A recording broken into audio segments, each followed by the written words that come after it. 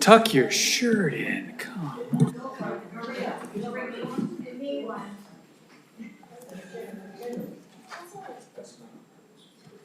Okay, we're ready. Yeah.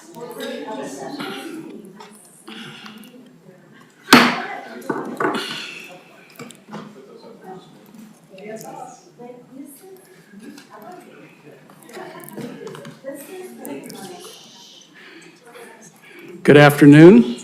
It's Tuesday, August 4th, 2026, and we're at Carmel-by-the-Sea City Hall, and I'd like to call this regular meeting of this Carmel-by-the-Sea City Council to order at 4:35 p.m. City Clerk, would you please call the roll? Councilmember Byrne? Here. Councilmember Buder? Here. Mayor Pro Tem Delves? Here. Councilmember Dramov? Here. Mayor Byrne? Here. All are present. Councilperson Byrne, would you like to lead the Pledge of Allegiance, please? Pledge allegiance to the flag of the United States of America and to the republic for which it stands, one nation, under God, indivisible, with liberty and justice for all. Thank you. In general, for this meeting, if necessary, the council will be taking a 30-minute break around 6:30 p.m. The meeting's going to be a little different today. We had a closed session just before. I think you realize that, to talk about city administrator. And there's still some business we have to do in a closed session. So we're going to do the extraordinary business and the public appearances, and then we'll be going back into a regular session, closed session, while we still have the other one in session. So we're going to have two simultaneous closed sessions on city administrator. I really apologize that we're going to have to delay the start of the regular meeting for a half hour but it's really important. This is very important work that we're doing to hire a city administrator. And our recruiter is here, Wendy Brown. We thank her for being here in person today. We're trying to move things quickly. So what we're going to do first then is the extraordinary business item. We're really excited to have Nicola here. I'm going to let her introduce herself from the Monterey Symphony, and she's actually done a special thing and brought her instrument. She's a very talented musician, and she's going to do a short PowerPoint presentation, I believe, and then honor us with a song. Thank you, Mayor Byrne. Thank you for the moves. I appreciate that very much. That's nice. Can I have 5 minutes on the clock? Am I allowed to have 5 minutes on the clock? You No. are allowed to have at Thank least you. 5 minutes. At least We'll 5 give you a minutes. couple extra. Okay. No, that's all right. I can just No, play some that doesn't music. apply to you. The moose, No, or the the 3 5 min- the minutes, 3 or minutes the does. 3 minutes. Okay. Thank you. You can go. I have a PowerPoint. That's not, oh, look at this. Hello, good afternoon. I'm addressing the council and everyone. Hello, everyone. Hello, citizens of Carmel. My name is Nicola Riley. I'm the president and CEO of the Monterey Symphony. We can skip to the next slide, or I can do it right here. I'm the president and CEO of the Monterey Symphony. You might recognize me from some of my earlier work, model for children's drawings, French horn teacher, electric violinist, taking serious phone calls in the egg chair at Target, teaching at Carmel High School about what to do with a career in the arts with other arts notables. I've been the president and CEO of the Monterey Symphony for 10 years, a blissful decade with no bumps along the way. I'm also a proud Carmel High and Carmel Middle School parent. My son Connor Riley just graduated from Carmel High. That's him scoring the winning touchdown on the left in the Carmel High versus Monterey game. That's right, he's that running back right there, number 23. He's gonna be a firefighter. That's him on the right with me at the Monterey Symphony's 80th anniversary gala. And I have another kid, Enzo Riley, who will be starting at Carmel High this fall and graduating in 2030. So I'm deeply invested in this community and have been here for almost 15 years. Fun facts about the Monterey Symphony: we just turned 80. We look great for 80. Founded in 1946 by music teachers who thought it was really important that this community have a symphony orchestra. We were a community orchestra for a long time, performing here in Carmel and also in Salinas. And then we became a fully professional orchestra. We have a $3.5 million budget and an endowment that is 10 times that size. We perform throughout the academic year. We open the season in September with Love Letter. This year it's Love Letter to New York, and then we continue the rest of the year at Sunset Center. We have about 60 tenured orchestra members. We have a fully union orchestra and crew, so we're represented by the AFM, which is the Musicians Union. We are in the same chapter as the San Francisco Symphony, so when we bargain our union contracts, we're bargaining with the big guys. And we have a 100-year contract with IATSE, that's the Stagehands Union. 100% of our patrons are from Monterey County. We have about 4 people who come from Santa Cruz. We're not sure if they're confused or they just really like us. But we are totally Monterey County based. All of our donors are from here. All of our patrons are from here. And in our 24-25 season, which was completely sold out, by the way, every single concert completely sold out, 50% of our patrons were brand new to the Monterey Symphony. So everyone who says, oh, classical music's dying, it's old, it's boring, it's terrible, not us. We're not old, we're not dying, and we're definitely not boring. And here's why. Look at this. Look at all these happy people. Look at Sunset Center. It's so beautiful, so majestic, just lit up like that. And this is us at Forest Theater. So we started doing these concerts at Forest Theater coming out of the pandemic because we could only perform outside. Because the basic business model of a symphony orchestra is put a bunch of people in a closed room and blow hot air on them for a couple of hours. So that didn't work during the pandemic. So we said, let's do that outside. So we started these Love Letter concerts, and we're now in our 6th year. These completely sell out, totally family friendly. People wait in line for hours to get in and get their seats. We do costume contests. We have kids, we have families, we have entire families. We do a silly theme or a wonderful theme every year. When we started these, we started with Love Letter to Carmel because we felt like we needed to give something back to Carmel because during the pandemic, we had special permission to do concerts on our balcony because wine tasting was still okay for a while and our offices are above a wine tasting room. And Carmel was really good to us during the pandemic. We stayed in business, we kept everybody on the payroll, everybody had benefits, we kept all of our musicians employed, all of our stage crew employed. And so for 2 years, we celebrated the music of Carmel, composers who live here, a lot of Mark Mancina, Alan Silvestri, a lot of Clint Eastwood. Clint came to our concert, and Melinda DeRuin, who's one of our featured artists, sang Misty to Clint while the sun was setting behind Forest Theater at one of these shows. It really doesn't get more Carmel or better than that. We do family concerts. We do those at Sherwood Hall because, frankly, there's only 718 seats at Sunset, and we need about 5,000 seats for our youth concerts. So we do these at Sherwood Hall, where we can get about 4,000 kids in the morning. We also do them at Sunset, but Sherwood Hall is really the best place for us to do these concerts. We do them for our Love Letter concerts, and we do them a few other times during the year. We get tons and tons of letters from the kids. Here's one of our youth concerts at Sunset Center. We have our youth concerts coming up this September. And before we bring all these kids, we go and we visit all of these schools and we talk to them about what it's like to come to a symphony orchestra. And we typically visit the kids in grades 3 through 6, which is when kids typically pick instruments because we want them to know that the French horn is cool, but the violin is cooler. And how do we get all these people to come to the symphony? We don't just say, hey, it's the symphony, Beethoven's cool. No. We do things. We do fun programs and parties. We have a really popular thing called the Women's Night Out that we started years ago. We're now in our 9th year, and we pick a crazy theme. It doesn't make sense. It doesn't have anything to do with the concert. We just pick a theme. Last year, it was White Lotus. Before that, it was Vibes. And this year, there's a lot of names in the running. We'll see what happens. We do a youth arts night where we want kids who play in orchestras to have the experience of being a donor. So we invite them to the concert, we throw them a party in Studio 105 before the concert, and we don't let any adults come. And this is how we get people to come. We put one of these events before every single concert that we do at Sunset. So that's what we do. And we're opening this season. This is our 26-27 season. It's our 81st season. Our offices are right up the road. I walk down here with my 2-inch heels and my high heel permit in hand.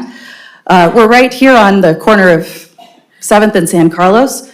So our Love Letter concerts are September 15th and 16th at Forest Theater, Love Letter to New York this year. And then October 17th is our opening night at Sunset Center. And if you haven't been to the Symphony, I strongly encourage you to come. Because the thing about music is it actually lowers your blood pressure, makes you happier. It gives your brain some space to contemplate what it's all about. It lets you slow down, and it's good for you. And it's just really a healthy thing to do. So that's us from Love Letter last year. That's me, I'm the mime in the middle. So thanks for having me. And the mayor said, well, bring your violin and play a little something for us. So I played the violin for 40 years. I used to travel the world doing this when I was a kid. And then I decided I wanted dental insurance, so I became an arts administrator. So this is for you guys. Some of you might recognize this.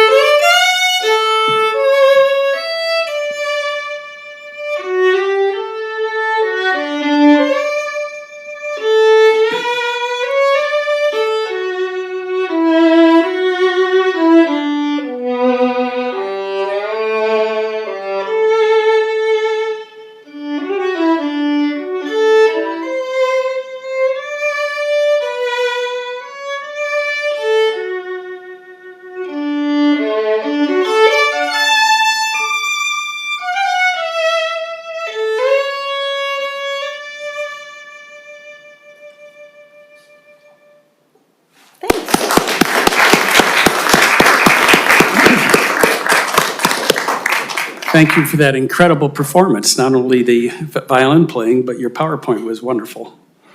And thank you for being here tonight. All right, so next on our list is the public appearances. Nova, would you like to read the public appearance notice? Sure. Members of the public are entitled to speak on matters of municipal concern not on the agenda during public appearances. Each person's comments shall be limited to 3 minutes or as otherwise established. While stating your name is optional, it helps to identify speakers in the meeting minutes.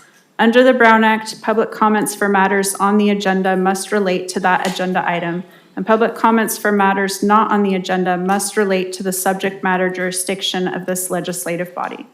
Remote or in-person participants who do not comply with the requirements of the Brown Act will be muted.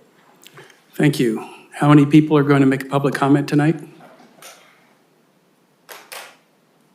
All right, so about 4 or 5. And if you want to make a public comment online, please put your hands up too. All right, who wants to be first? Beth. I will go first. Hi, Beth. Of course, a hard act to follow. Yeah, that was. All right. Good afternoon, Mayor, council members, and staff. I'm Beth Bowman, the Executive Director of the Sunset Cultural Center. I wanted to take a moment to invite the community to join us as we launch Century of Creativity, our 5-year centennial campaign celebrating the remarkable history of the Sunset campus. This year marks the 100th anniversary of the historic Sunset School building, now our North Wing. Over the next 5 years, we'll celebrate the evolution of this campus and the people, performances, and community that have shaped it, culminating in the 100th anniversary of the Sunset Theater in 2031. Our kickoff will be a centennial press conference and ribbon cutting with the Carmel Chamber of Commerce on August 26th. Then on October 25th, everyone is invited to our community celebration where we'll open our doors to celebrate Sunset's past, present, and future. One of the most exciting parts of this campaign is collecting stories from the community. Whether you attended school here, performed on the stage, volunteered, taught classes, attended concerts, or simply have a favorite memory of Sunset, we would love to hear your story. These stories will become a part of our Centennial Archive and help tell the story of this extraordinary place. You can learn more and share your story by visiting sunsetcenter.org. I'll also leave flyers in the back of the room with information about the campaign and instructions for submitting your story. Thank you, and we hope you'll join us as we celebrate a century of creativity and begin the next 100 years. Thanks, Beth. That was a very nice piece that you sent out, and I'll be there. What date was that again, just for everybody? August 26th, it's a Wednesday from 1 to 2. Okay, very good. Hope everybody shows up. All right, who's next?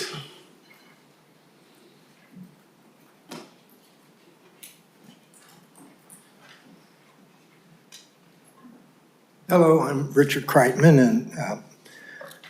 and council and community. So I'm going to take another tilt at reopening the Carmel Scout House for the use of the community. It was one of the most beloved venues in the community until it closed in 2002 for lack of handicapped access. And we've had a number of attempts at it over the years. Last one was about 3 years ago. I stood up here representing regional scouting. That one didn't work out, but we'll give it another try. And very similar to what the last speaker said, and there are a number of us who are working on this. I'd like to invite the community, if you have any photos or film or warm memories of activities at the Scout House before it closed, please share them. We know there were dances, there were meetings, there were recitals, there were rehearsals, lots of Scout meetings, CRA meetings, Carmel City Christmas parties were held there for many years. So I was trying to come up with, I couldn't figure out how to make a new email address, but if you have something and you can share it, please, my email is C as in Charles, Kreitman, Kreitman @gmail.com. And again, we look forward to sometime in the next year getting this facility up and running again for the benefit of the community. Thank you. Good to see you, Richard, and I hope you have some success with this round. Keep tilting. Yeah. I tried it once myself. Who's next?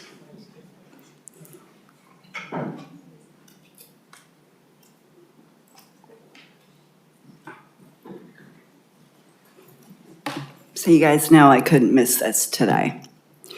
And I wanted to read off some of the interesting things that our Lord and Savior, Dr. Fauci, said when he was in charge of this COVID. There's no reason to be wearing a mask. Everybody should be wearing a mask. I do not recommend you wear a mask. I often myself wear 2 masks. Even if you're vaccinated, you need to wear a mask. If you're vaccinated, you do not need to wear a mask. Children over 2 years old should be wearing a mask, later admitting that there was no study done on children. In his diary, he wrote that the case fatality rate was more like 0.2%, which is commensurate with 2018 flu numbers. An article in the New York Times wrote, the mask mandates did nothing, will any lessons will be learned? Fauci also said the most important thing is to keep the physical 6-foot social distance, then testified that the 6-foot rule, quote, just sort of appeared, there was no science behind it, there were no trial that looked at 10 feet versus 6 feet versus 3 feet, or not even worrying about it at all, and there were no clinical trials going one way or the other. So now let's remember what this city council did based upon those contradictions and that fraud. I'm sorry to bother you, Jeff. Hello? Yeah, I'm listening. Great. Can you put your phone down? Maybe. Can I get a copy of that later in a public records request? Could you please continue your statement? You don't have to tell me what to do, okay? I know the rules. He should be paying attention, because he was on that city council. You criminalized sunbathing and picnics. You imposed curfews. You sent your armed officers to job sites to stop people from working. Thank you. Did any one of you denounce Rerig on his way out? Oh, I'm so glad to see you're awake. No, you heaped accolades on him. He was predominantly responsible for this. Karen Filito called in a couple of months ago and said, well, we didn't know. Well, I knew. I tried to warn you. I'm just a plebe. And second of all, I don't even believe that. Because you arbitrarily enforced the rules when you wanted to, like promoting events in Devendorf Park that were packed, and then you attacked a visitor after inviting him to the beach, and your officers slammed his head under the surf. I'm holding you accountable. Does anybody back there have the courage to admit that you were wrong and you were fooled? I can't be the only one. Thank you.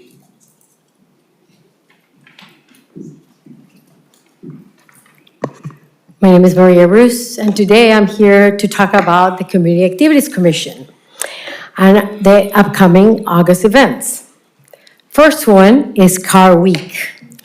This is a very exciting time. Many of us, including my husband and I, are car enthusiasts, and we look forward to the upcoming Car Week. So let's watch out for the steps of things that you have to remember.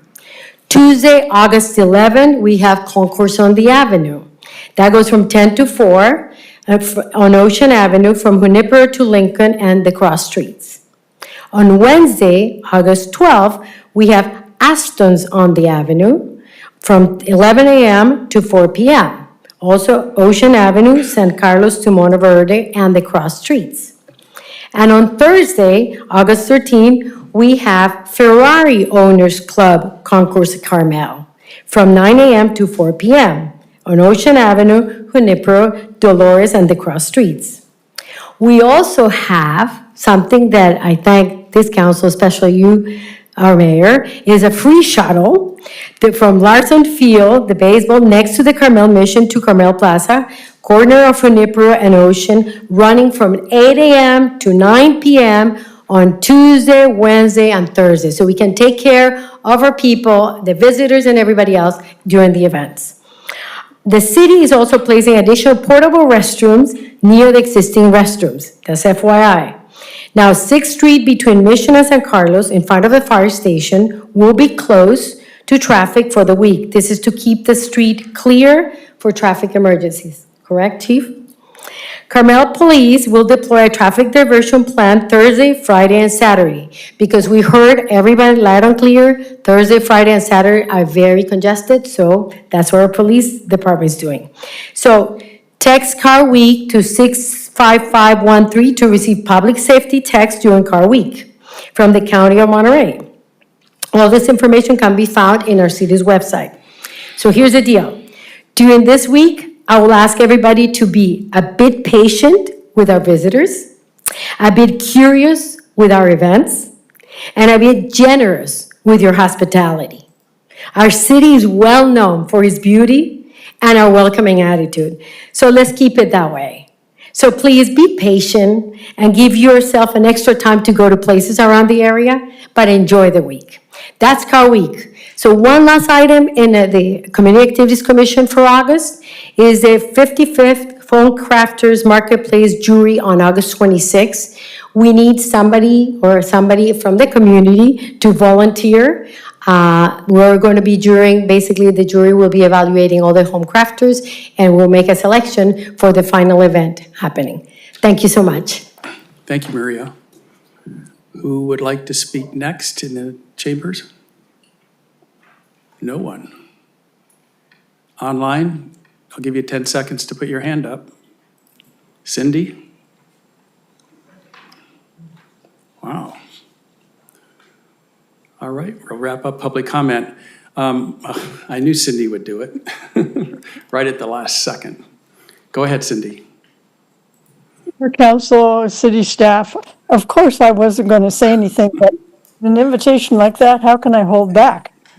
I don't have anything exciting to say, except thanks for doing what you do and week after week, taking care of the council and the city, and that's it. Thanks, Sydney. We're doing the best we can. All right, we'll wrap up public comment. Thank you, everybody, for participating tonight. I'm just going to go ahead and do the announcements. It doesn't take long, and that way we can start off with our public hearing right after our closed session, which we're going to go to shortly. City Administrator, Assistant, I don't even know what you Acting are. City Administrator. You're City the Administrator is Acting fine, City too. Administrator. No announcements, sir, thank you. All right. City Attorney, do you have any announcements? No announcements. Like I said, this is going to be fast. Councilmember announcements. Come on, one? Okay, we have one. Thank you, Mayor. Just a quick item about the Tor House. So this is quite a big deal. The National Trust for Historic Preservation has a quarterly magazine, and it's titled Preservation. And so the summer of 2026 issue has a profile of the Tor House, which is featured on the cover of the magazine. And there's also a photo, essay, and feature about poet Robinson Jeffers inside. So the magazine can be read online. You go to savingplaces.org/preservation magazine, and then click latest issue. And that'll give you a chance to see the beautiful photographs and read the profile.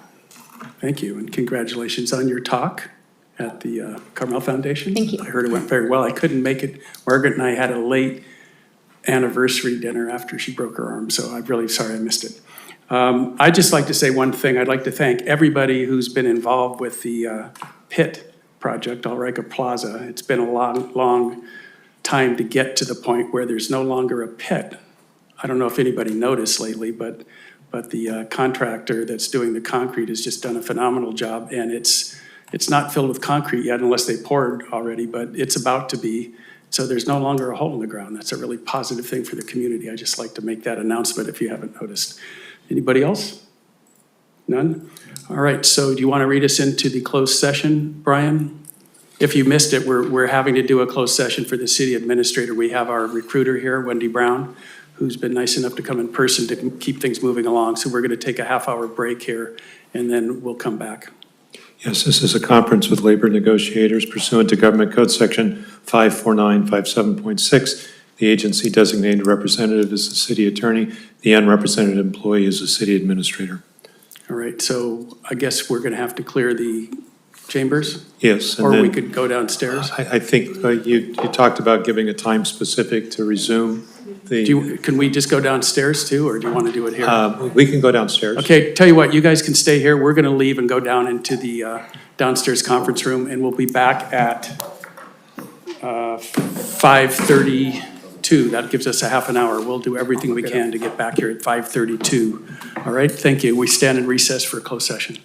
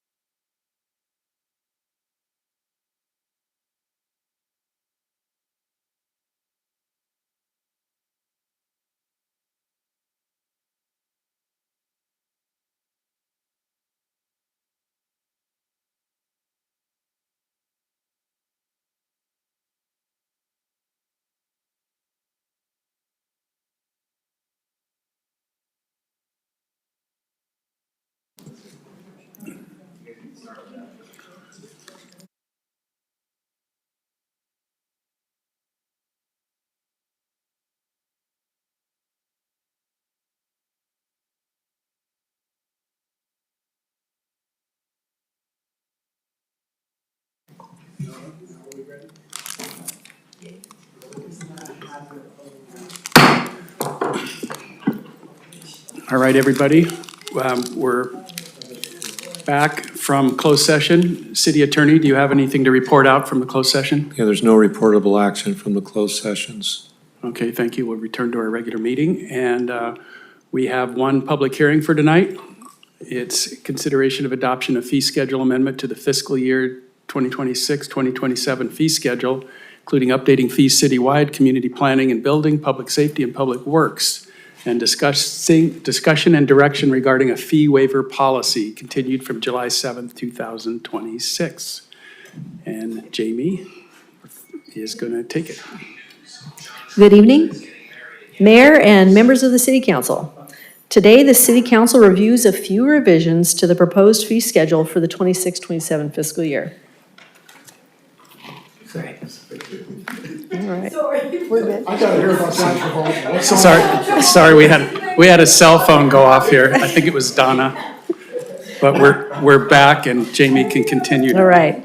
So the purpose tonight, when the City Council approved the updated fee schedule in May, we discussed the potential for revisions and improvements to that. The purpose of today's meeting is for the City Council to review a revised schedule that includes those suggested enhancements. So previously, we had approved it in May. We're going on the approved schedule right now, and we're here to talk about updates. So specifically, there's 4 different kind of types of updates, and you see them marked up in the schedule in red. The changes in the schedule include allowing for and giving guidelines for the potential for waiving fees, which is something we've never done before, had written out. They include an update on the citation bail amount, i.e. the amount of a ticket for parking over the time limit. They include simplifying and clarifying the fee wording regarding the collection of costs, and they include language to allow for the recovery of unusual or one-time costs. So to talk about those in a little bit more detail. First, over the last couple of fee schedule reports, we discussed the potential for allowing for the modification or waiver of fees. Fees are collected to recover the costs of services provided to individuals. But sometimes services provided to individuals might also have a community-wide component, or the finances of the individual might preclude an otherwise beneficial project from taking place. The suggested changes establish guidelines for waivers, allowing for a case-by-case decision to be made, but also they do add the burden of decisioning. Other cities have done this, and they've generally tied it to the waiving of fees to the signature limits that they already have in place. So-and-so is allowed to sign for a certain amount, so-and-so approves above that. So fee waiving first. Second, included in this is an amended parking over time limit to bring the citation bail amount, or the amount of the ticket, up to $48, which is in line with the neighboring cities. This is consistent with guidance from the state of California that recommends that parking citations be similar to those in neighboring cities. And I also note a frustrated young driver recently pointed out that the proposed amount is equal to about 3 hours of work. In addition to the proposed updated base amount of ticket, we have preliminarily outlined for you a suggestion to have a stratified ticket in place, which means when you have a repeat ticket offense, the amount of the ticket goes up. A surprising 7% of those who received 3 or more tickets in the first 3 months of the year a surprising 7% received 3 or more tickets in just the first month of the year. So we've got a good number of repeat ticket folks.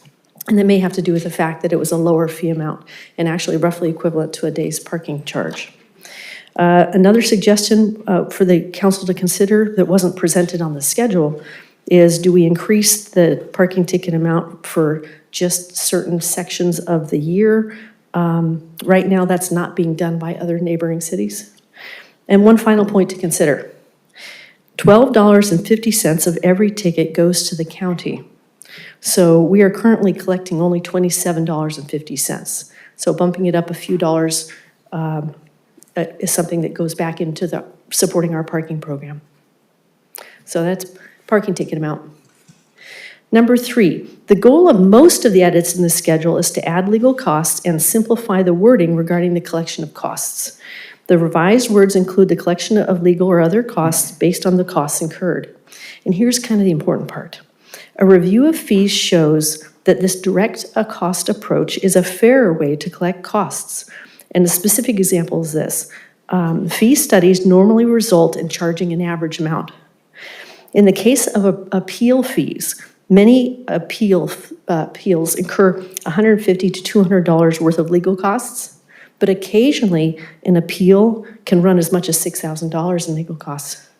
If the city were to average those fees out, like you often do when you do a cost study, every single appeal would have another $2,000 in cost associated with it. The revised language allows for that $150 to be charged, but also protects the general fund from the $6,000 when that sometimes occurs. And note, only costs directly related to the service being performed need to be passed along as fees. Number 4, types of changes. Language has been added to allow for the recovery of unusual or one-time costs. There are many specialized services that occur rarely and generally result in the city hiring outside consultants to perform them because we don't have the expertise. Rather than make an exhaustive list of possible contingencies, other cities have addressed these occasional extra costs by adding the language suggested in the revised schedule. So just kind of sitting there as a catch-all, so if something big comes up, we can recover that cost that's been incurred by that individual asking for that service. And it saves us from having a 65-page fee schedule. In summary, the completion of the study allowed us to balance fees to actual costs. And comparisons show that the proposed fees are generally less than the same fees calculated in other cities. Tonight, we're reviewing the fees. Then they'll come back next month for adoption. And the recommendation, we recommend that the schedule be reviewed and adopted as presented. So a lot of stuff there. That's it. Questions? Okay, thank you. Anyone have a question on the presentation that she just gave? Go ahead. Questions? Thank you, Jamie. The first one, I think I actually should probably ask Brandon, regarding the city administrator fee waiver authority for exceptions. So I'm just wondering how easy or difficult will you make it for people to prove that they have a financial need for a waiver? For example, if somebody's on a fixed income or over age 62, like what do they need to do to prove it without making it too difficult for them? Yeah, we would look for examples of, for example, like a PG&E or a CalAm, entities like that already have programs that offer reduced costs, forms of proof that they look for. We're not looking to invent the wheel or do anything special for us, so just generally accepted forms of proof. Just like we do with, we have a program for reasonable accommodations for development when it's a physical limitation. So we just need the minimum amount of proof for that. So we're not looking to create anything too difficult. Okay, Yeah. perfect, thank you. And then actually, I have 2 questions really quick about the parking citations. So I was wondering if I could ask the chief on those. So somebody asked me this question and I thought it was a good one to ask you and have everyone hear the answer. So they brought up rental cars. For example, if we're now talking about a second hire for a second offense, but let's say it's a different driver and it's within the 1-year period, is that person going to get the higher offense even though this is their first time in Carmel, just based on the fact that it's a rental car? And do you have a way of your system knowing that it's a rental car? Yeah, thank you for the question. I think if it was a rental car that came back to town within 1 year, then it would be the graduated offense. That person would be able to appeal that and say, hey, I just rented this car this week. I didn't have it 6 months ago. We wouldn't know necessarily that it's a rental car without looking very deep into that process, which the parking control team doesn't do that. Okay, and then this is a little bit unrelated, but I was wondering, since we have that program, I think it's about like $30, where a resident gets the sticker for 1 year and they get the extra hour, for example, of downtown parking. Does your automated license plate system know that that's one of those cars that gets the extra hour when you're giving tickets? Yes. Yes, Okay. so a resident, I think it's $40 right now, and they get 3 hours of the timed parking. So their license plate is already in the system and it will know that? Yes. Okay. We're putting them in right now, but that is what the system does. Okay, perfect, thank you. Sure. Hans? Hi, Chief.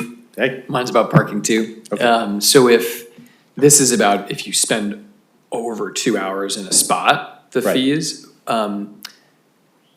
maybe it's not categorized legally as a fee, but if somebody parks like in front of someone's driveway, for example, can you tell us, maybe that's a fine? I don't know if it's a legal difference, but how much are those charges?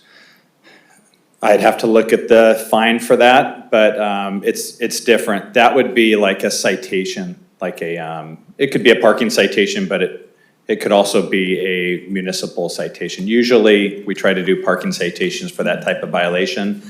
I do promise you that the first thing we do in this department is we try to get a hold of registered owner and have them move the car. That's our policy. That's what we do just to be better stewards of parking in town. But if they don't move or they park in front of your driveway, for example, then we do usually write them a parking ticket. Okay, and I think that's, I'm just to be sorry. clear, maybe I should ask you, is that set through this fee schedule, or is it a separate? I think it is. It's just it would be the $40, today it would be a $40 parking ticket. It would be a 40, if somebody parked in front of somebody's driveway? Yeah, and we would likely tow the car. If it was parked blocking your driveway, not just yours, sir, but I mean, in a resident's driveway, especially yours. Resident's driveway, we would tow the car if it was blocking your driveway. Yeah, I just bring it up. I had a couple residents reach out and they were like, hey, I just want to make sure there's a strong financial deterrent to, that type of parking behavior. The $40 plus the tow fee plus the vehicle release fee, which is $202, it does add up. So you're Rarely do we have to do that. Usually we can get a hold of people through our systems and they move it, but if they flagrantly are blocking someone's driveway, that's a big deal. Okay, Bob? Still on parking. So these fees, they're not only parking over the limit, I guess it's just different. If you're parked in a green zone for too long, same deal. How about the loading zone? Loading zone also, yes. Because the limit in a loading zone is 30? Yeah, it's yellow loading zone. 20. Why is it slipping my mind? It's 20 minutes, yeah. That's all I got. Jeff? The second and third offense fee, the dash means the other cities don't do it at all? Correct. Do any cities do it? I haven't heard of it, but I know that they're called progress enforcement programs. That's what they call them when they step them up like that. That's the fancy name for it. I do have some other ideas, some things that I think would work also in town, but for that this is an option. That's not a big step up between the first, second, and third offense, in my opinion. I'll just tell you, I just got a $128 ticket from the wonderful city of Monterey. So I don't know exactly what I did, but it was for parking on Garden Road. So Wow, that's a lot. It depends on where you park there. They have I believe from what I've been speaking to their parking team members, that if you park if you're close to the aquarium, they have a different scale of parking, which I believe costs more money. So since I'd like to put you on the spot, how did this come up? And do you think it's a good idea? Since no one else is doing it. It was, the team brought it up to me to see if we could do this, if this was the plan for council. The answer is yes. I I think it's a good idea. I wouldn't object if you told me you wanted to allow people to get three $48 tickets before we bumped it up to 75, and then the fourth one, or the fifth one would be 125. But there are real people that come to town and they work here and they are parking and they're getting multiple tickets. And I know it's a small percentage that happens to, but I could see where three, and this is your decision, but maybe if you could discuss that idea, maybe giving them 3 tries within a year. There are a lot of people who get tickets in town right now. If they had 2 or 3 times to get that $48 fine, and then we really step it up, and that $75 means a lot, and the $125 point really means a lot at 5th ticket. And then after 5 tickets, I literally invite them to come to the police department and we talk about their parking issues. Do you have the ability to do this right now? Yeah, we do.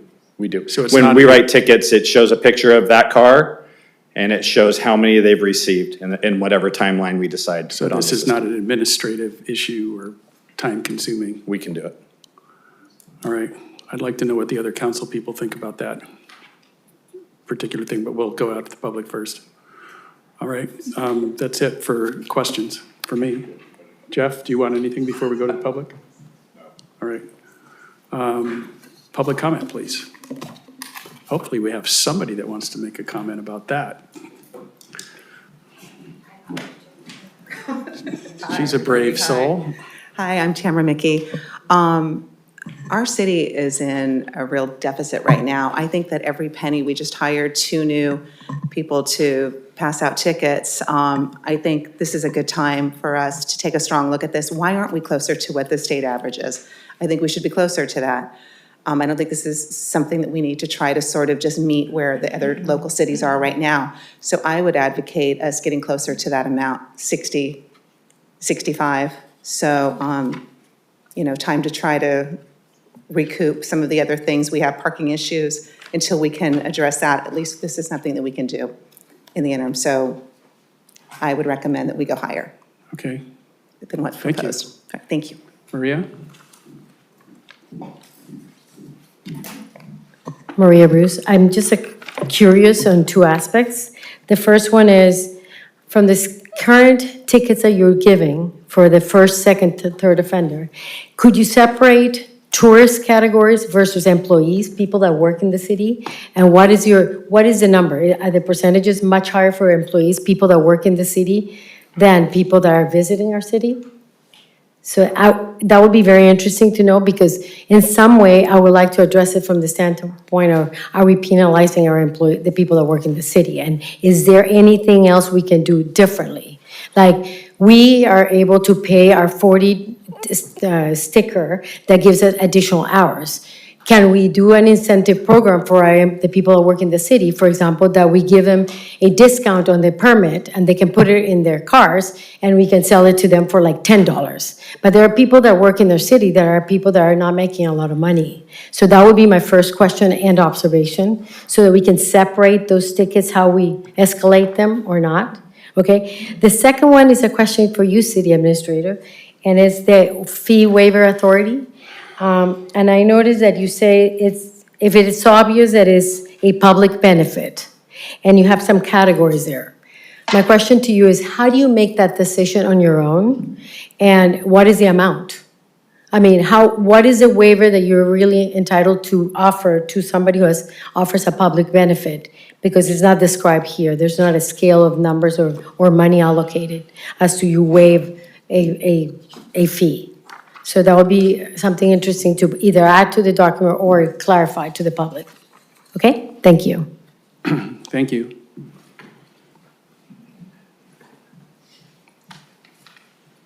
Hi, Shirley Moon. I'm here to ask you to consider waiving all of the fees for historic properties. And I think we have a fundamental question to consider, and that is that if the property owners accept the responsibility of owning a historic property, should they also be financially penalized for doing so? And last night you had an interesting conversation about the Mills Act and decided that it wasn't an appropriate fit for our city. And I think it's time for us to, as a city, consider being a partner with the people who go through the extra expenses for keeping and maintaining historic properties.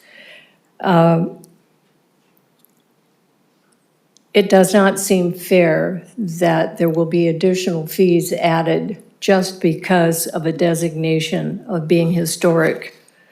And since last night you mentioned that you enjoyed putting faces on the problem, I'm here to give you a real-time experience with me. I have a historic property, a very tiny cottage, 75 years old, and I'm trying to replace a roof. It's already been replaced once, so it's not the original roof. It is a cedar shake roof currently, and with the new designation of this cottage being in a very high fire hazard zone, I started looking for an appropriate roof material that would be complementary to this tiny post-adobe cottage. Found some reclaimed flat tile roof and went to get approval. And my penalty so far is $3,828, not including the $1,000 I had to pay to strengthen the framing of the roof. So that's a real-time figure. All of those dollars that I'm paying for fees are dollars I'm not paying for preservation of the property that we're trying to preserve. It makes no sense to me. Another real-time figure you can appreciate, the garage of this house has wooden gutters. Although the garage is not designated historic, I don't like putting on a material that doesn't match what else is on there. So I've just paid $2,000 for one gutter.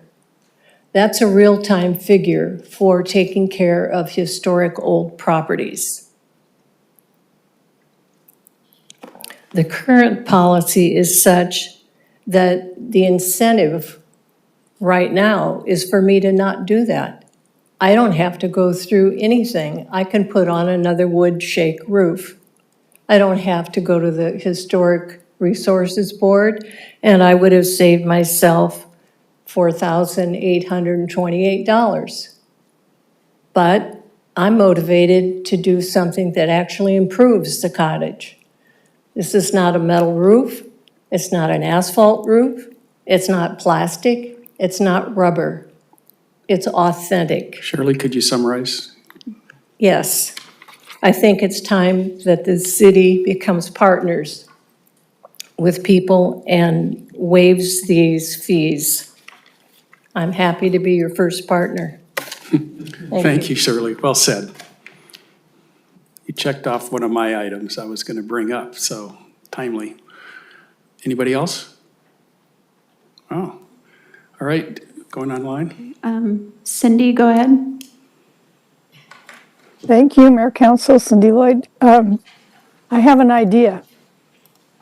I live in the sphere of influence, although I was born and raised in Carmel and lived inside the city limits until 30 years ago when I got a house outside the city limits. Excuse me. However, I can't get any kind of a parking sticker. So my idea is, what about issuing parking permit stickers to those of us who live in the sphere of influence? That might bring in some more revenue and give us a little more time in town. Because what it does without that is it's a deterrent to go into town for those of us who live in the sphere of influence, and the city of Carmel is our town. Just a thought. Thanks. Got it. Got it, Cindy. You have that one, Brandon? That's an interesting idea. All right, I think nobody else? Last chance here. All right, let's bring it back for discussion. Should be interesting. I'll start with you, Hans. We've got several issues plus any other issues that you want to bring up that Do you are want on the to, fee schedule. do you want to segment them? Yeah, or- let's start with the parking fee because I think that's the easy one to talk about. Complicated, but Can you Yeah, hear it? clear. So, The council is talking about the fee schedule. I think So, when I was a middle school teacher in Teach for America for 2 years, I found that bringing the hammer down was generally a good way to change behavior. And so on this one, I think that we need to raise the parking charges. I think there's certain parts of town where somebody would just park and it's, kind of on par with what you'd pay for a day's parking, on Cannery Row, or if you go to the beach boardwalk. And so I'm for higher. On the first offense, I could even go up above the state average. I think I'd be at like somewhere like 80. I do agree with a second offense, third offense. I hear what people are saying about the employees. But we're trying to get employees out of parking in the downtown. Like that's part of the point of doing this. It's also part of the point of the paid parking program that is being contemplated. And so I think the message to employees is we need you to park outside of the immediate downtown core. So I'm for 80 on the first offense, 120 on the second, and something higher on the third. Okay. Alissandra, let's go with you next. Okay, thank you, Mayor. I agree with Tamara's comments, and I agree with Hans that there's definitely room to increase those fees. I started off low, but certainly I'm open to discussion. I was thinking something like $52.50 for the first one, because that takes into account the $12.50 that the county takes automatically. You could do $67.50 for the second, and $82.50 or $85 for the third, but I'm certainly open to hearing the rest of the council if we want to negotiate on those. Bob? Over a few years, I'm entirely supportive of significantly increased parking fees, but you got to crawl before you walk and walk before you run. And we haven't enforced parking in a meaningful way for a decade. Just what we're doing already is creating a significant behavioral change. I just see it in terms of more employees parking in the neighborhoods, which some may object to, I don't. But so I think we're already seeing some progress. I'm thinking that maybe this year isn't the time to go drastic, to go big. On top of that is, we have two ballot measures that we're seeing a fair bit of opposition from the business community, and I'm not really looking to give the business community more reasons to be mad at us. My view is that having available parking is positive for the business owners, and that enforcement creates more availability. So I don't really expect to hear a lot of griping about it, but I bet we do, because it's the employee piece. We do need the employees to park somewhere. If suddenly they're getting a $128 ticket, it's a big deal. So I kind of like what the chief had, which was 48 times 3, then go bigger, within the year. And I would, if it was like 48 for the first 3 and then 75 and then something bigger, I think that's just a little bit more nudging and gentle into what we're trying to do. All right. So we're only talking, there'll be another opportunity to talk about things other than parking? Yes. Okay. We're just taking it one at a time. So I'm okay with raising the parking fees so that they are in line, the parking penalties, so that they are in line with neighboring jurisdictions. The problem I'm having with anything past that is basically the unintended consequences of pushing what is now a downtown parking problem into the residential neighborhoods. And I realize that we pretty much already have that problem, but it seems like fees higher than this are simply going to make that worse. And I do not think that that's the right plan at this point. So your thoughts are to raise it to 48 and just leave it there? Don't have the escalated charges? If I were emperor, I would raise it to 48 and not have it escalate. Okay. I don't think that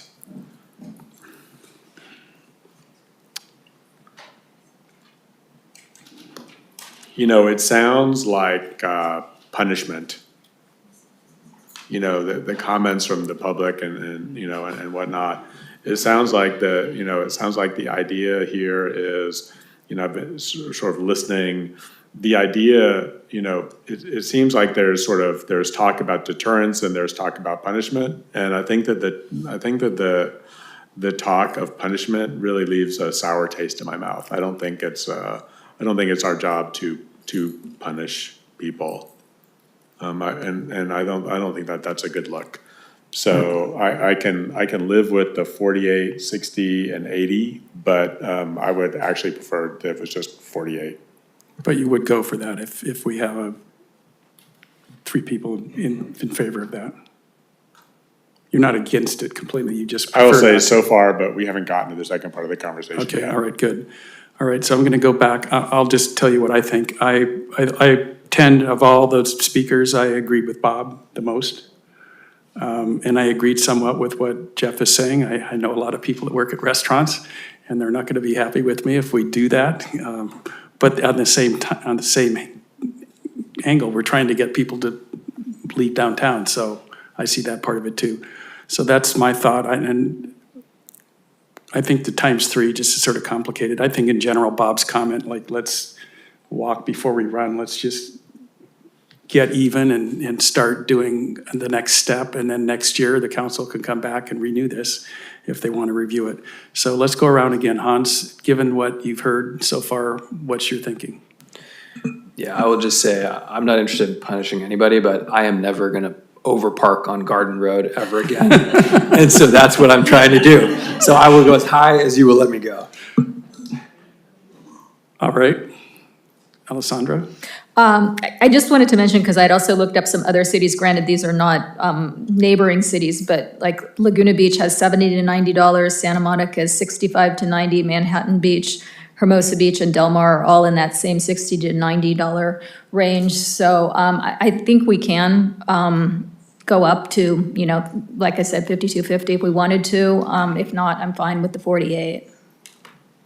I do like the idea of the second and third offense, because I think it is about deterring behavior that we don't want. Okay, all right, so you'd go for basically the program that's there. 48, you'd like it a little higher, but you'd go for 48, 60, and 80. Yeah. Okay, Bob, let's go one more time. I'll go for 48, 60, 80. Okay, Jeff? Okay. You go for that? All right. So do you want us to vote on that, or do you, because there are 3 separate things, it's not going to, sort of like Jeff said last night, on the consent agenda, we had to break it out. You don't need to vote on each one. If there's going to be other modifications to the fee schedule, you should have a similar discussion to what you just had. So but we can just say that's the direction we'd like you to go. But let's just, if we could just say it one more time so we're clear. So $48, and that's times one time? One time. $48 one time. After your first $48 ticket, it goes to 68. 60. 60. It's exactly what's on this. 48, 60, okay. And taking the third tier as well? Yes. Oh, staff's proposal. All three of That would've us been easy. raised our Okay, thank hands you. for those three. Thank you. All right, so that puts Thank that you. one to bed. Thank you. So let's go back to the waiver of fees then, and we'll start with Jeff this time. Okay, so this is where I have some, I think, significant issues. There are sort of two paragraphs in this, there are two paragraphs in the city administrator fee waiver authority. The first talks about the sort of ability of the city administrator to waive fees, and the second paragraph talks about examples of where the city administrator might use his or her judgment to waive fees. And I'd like to talk about these in my comments. I think would be better understood in the reverse order. So I'll talk about the first paragraph first. I think that there's a fairly substantial list here, which to me, there's a very substantial list of things that the city administrator should consider when he or she is waiving fees. And to me, I don't think that that's in the interest of being sort of fairly understood. I think that with a list such as this, if we have a list of fees that the city administrator can waive, and we go through this exercise every year, as we do, then we should have a concrete list of the things that the city administrator can waive. And with an asterisk, and I'll get to that in a second. So if something comes up, and I'm just gonna use you, if Brandon decides that, wants to waive a tree fee because this tree is endangering a power line or something, which is not in here, well, might be in there somewhere. I think that that item should be listed in the second paragraph to illustrate what the council's thinking is, what the city's thinking is on what the acceptable fee waivers are. So I'm not in favor of this general net where it says the following are examples of instances where services provided may be in the public interest. I think we should just have a list. It should say, this is a list of things that the city administrator has the authority to waive fees. The first paragraph talks about limits, and the last line says, fee waivers exceeding the city administrator signing authority shall require city council approval. So what's your signing authority? $59,999. Okay, so I don't think that the city administrator should be waiving fees that are $59,999. Like, that is clearly not the right number. And so what I would like to see, what I would suggest is that we have a reasonable number for fee waivers, if we're going to go down this route, that the fee waiver number be reasonable, whatever, $500, $1,000, $2,000. And then, if the city administrator thinks that fees are unreasonable, given the situation, which is entirely possible, either because the amount is greater than the limit that we have set, or because the specific item is not listed in the list of instances in which the city administrator has authority to waive fees, that the city administrator can then come back to the city council for approval to waive the fees.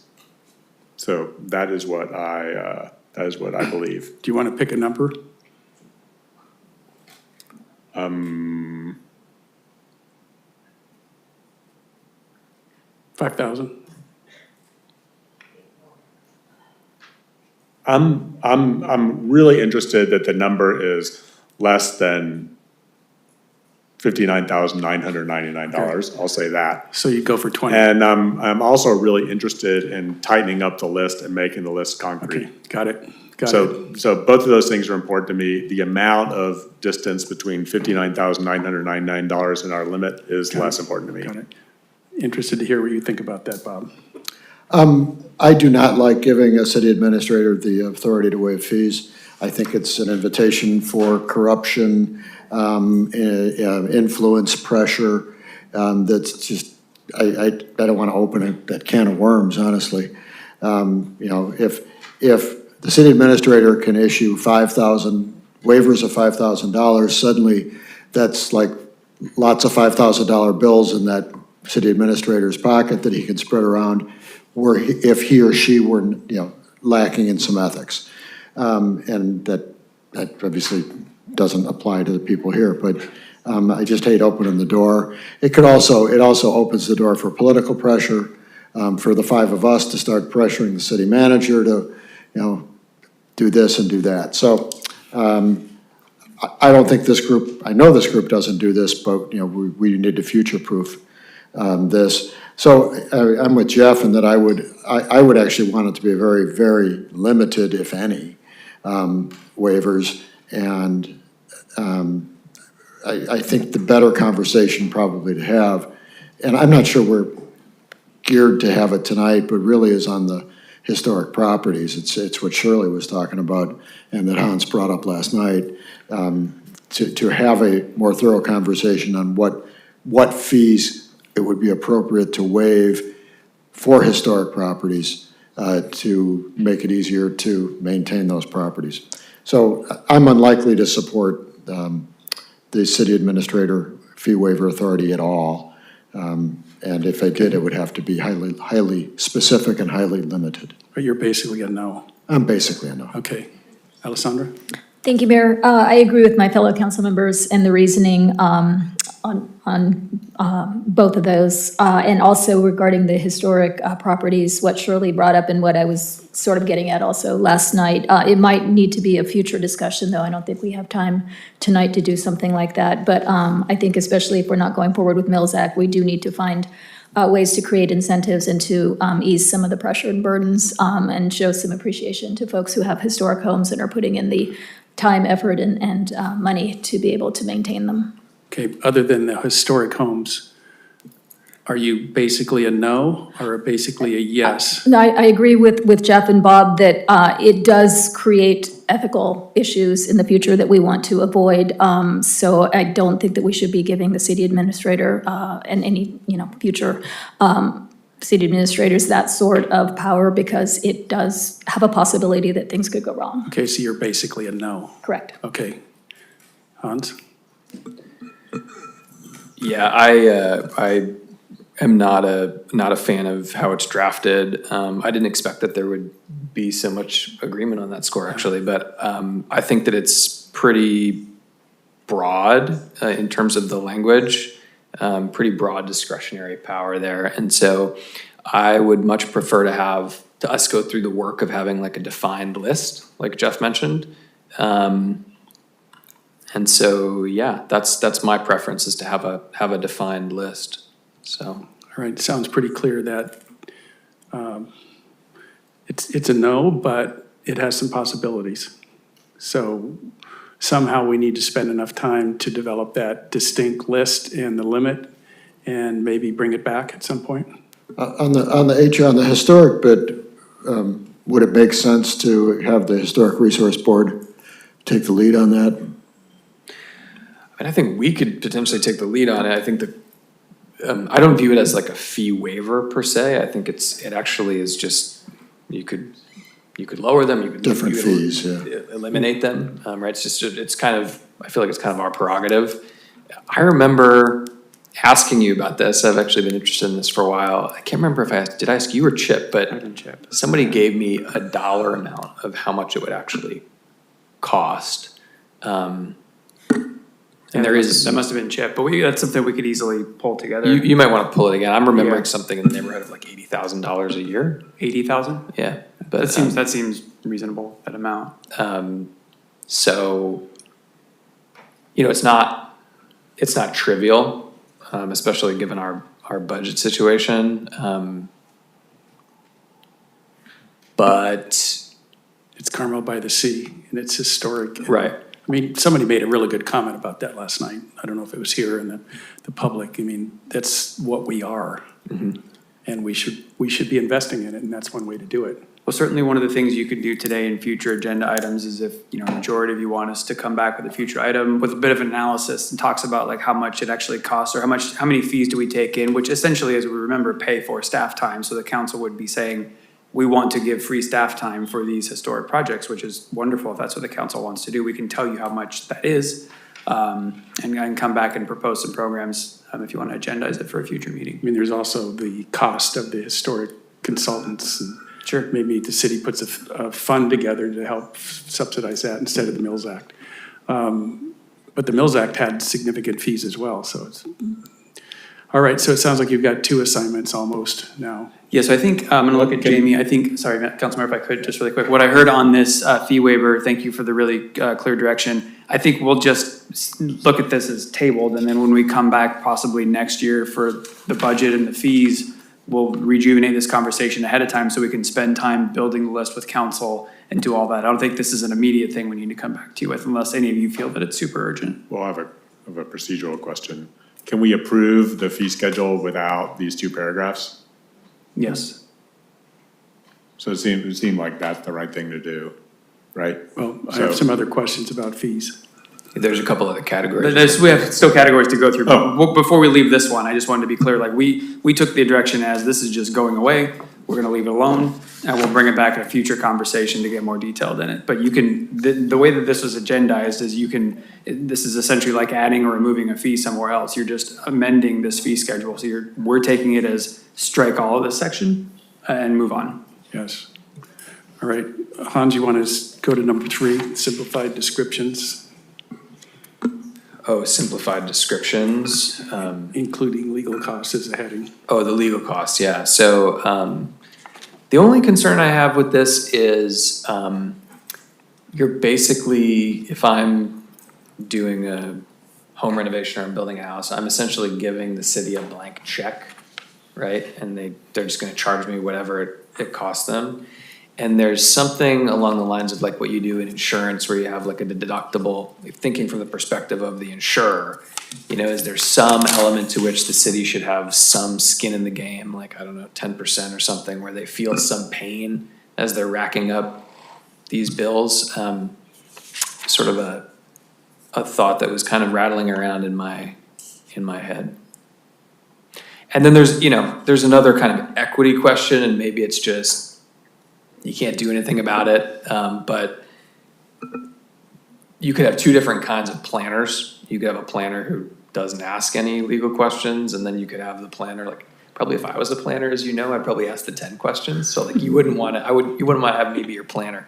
So like how do we, maybe that's something that you could do behind the scenes just to norm on that so people are sensitive to it. But my concern is just about the fact that somebody kind of signs their life away and who knows how Brian's racking up the bills behind the scenes. Alissandra? I was okay with it. I don't have anything to add. Bob? Nothing to add. I'm okay with it. Jeff? I'm okay as in the report. Okay, I'm okay with it too, but you heard. Yeah, thank you. And we would treat it just like we do with our historic consultants. Like we really do try to protect the public's money as well. We try to limit our amount of time as much as we enjoy talking to Brian. We try to limit it as well. So we would do that for our clients. It was a good point, Hans. Thanks for bringing it up. I think you got the point. Number 4, unusual services. Is there something we need to do on that?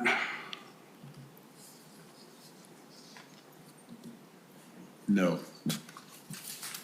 Good. I assume you're starting on this Everybody's side good with this it? time. Everybody's good with it. All right. I'm really apologize for doing this because I should have done it earlier, but I've been hit with certain situations, sort of like the historic houses. There are just some costs that I would like to have staff take a closer look at.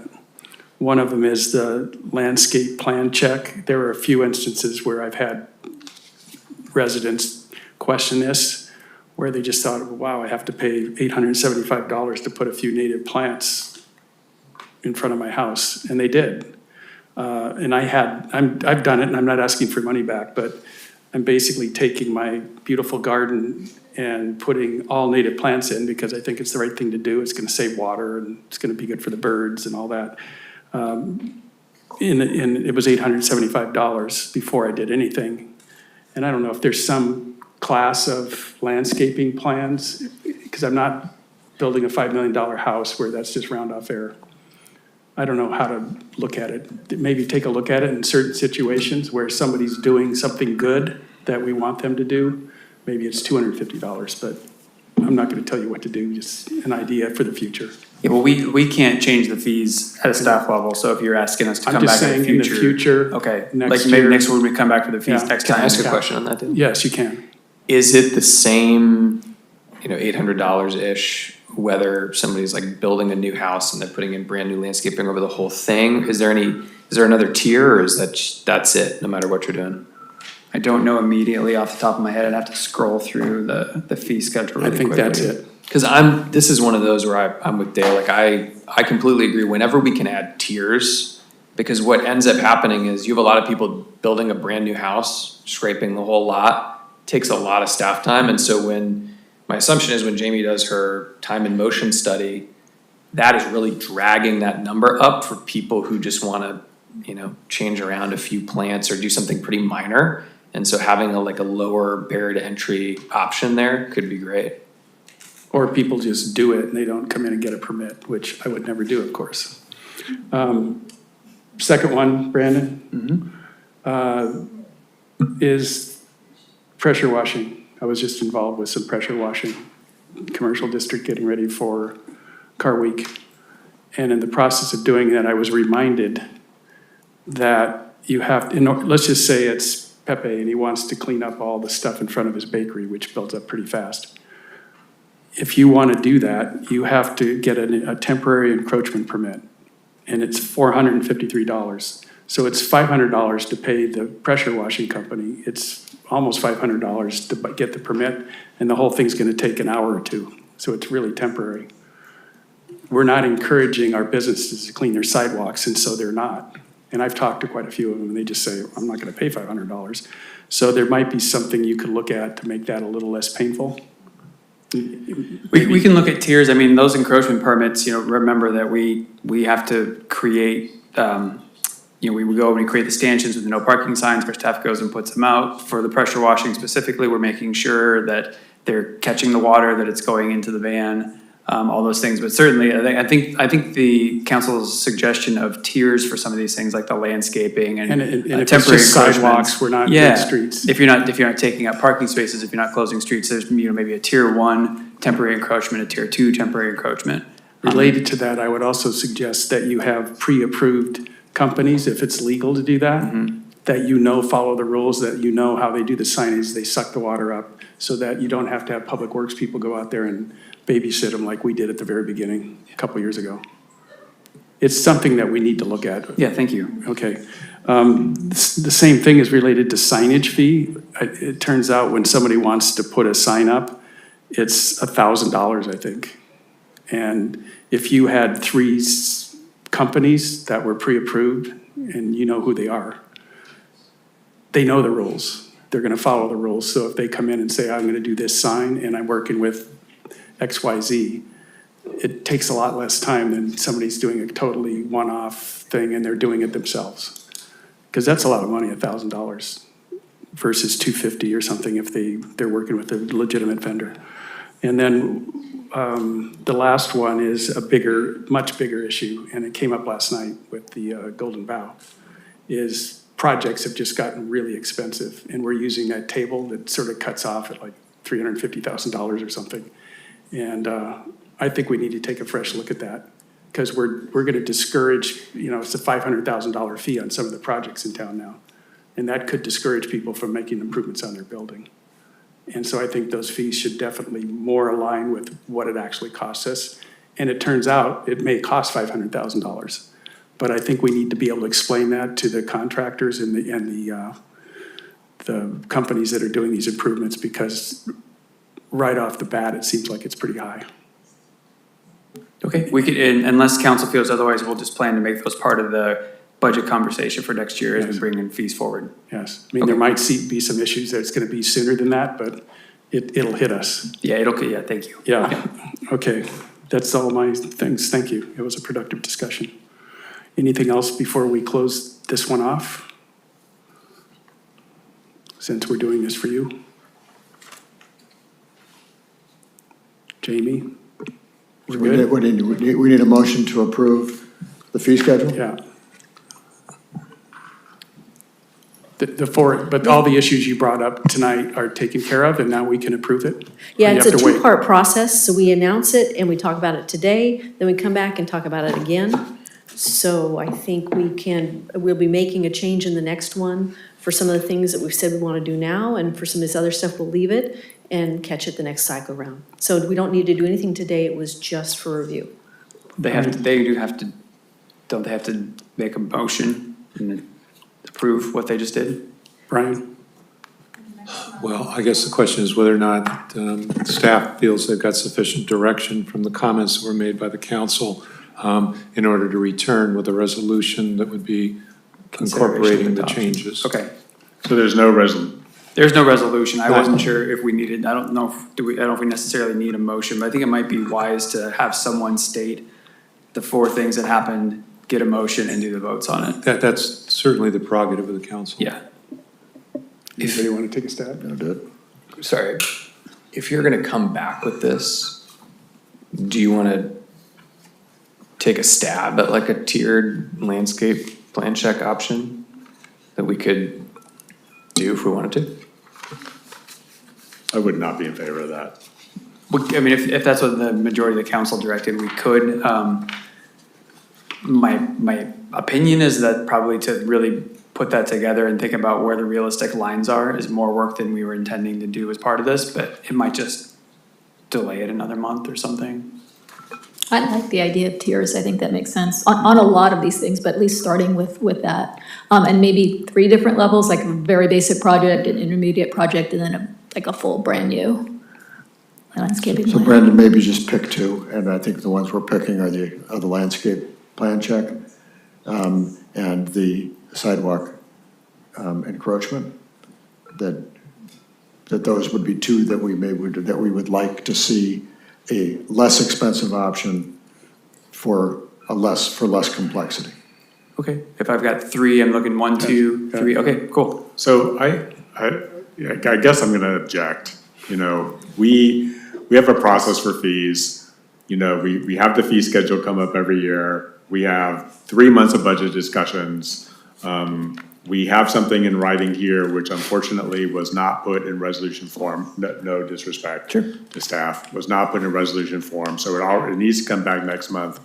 And now we're gonna bring something back next month and it won't be right because work like this is never right the first try. So we're introducing something into this process that is gonna require another hour or an hour and a half of discussion. And then we're gonna see this, or we're gonna see this next month.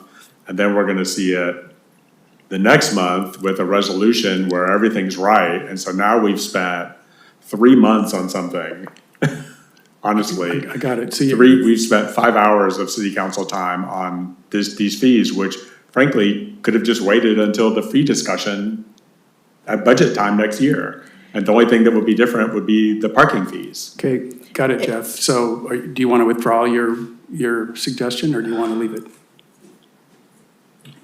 Okay. We're gonna go Yeah, forward. we've got direction. Thanks for Okay, the so majority. do you want to read off what the resolution is? Because you're going to have to execute it. It might be better. Well, yeah, so I can just recap what I believe we heard, and Jamie's standing by to help me out. So on the parking fees, or the parking fines for the tickets, we're gonna go with staff's recommendation, which is the 3 tiers. So we'll take it up to $48 for the first one, and then $68, or $60 and $80. That's correct. Yep. And then on the city administrator fee waiver authority, we're striking that altogether out of the document. We're not gonna pursue that. Simplified descriptions with legal costs, we're gonna leave that as proposed by staff. Unusual services, all okay with how it is. And then in addition, we're gonna come back with proposal for tiered fee structures for landscaping and encroachments, temporary encroachments.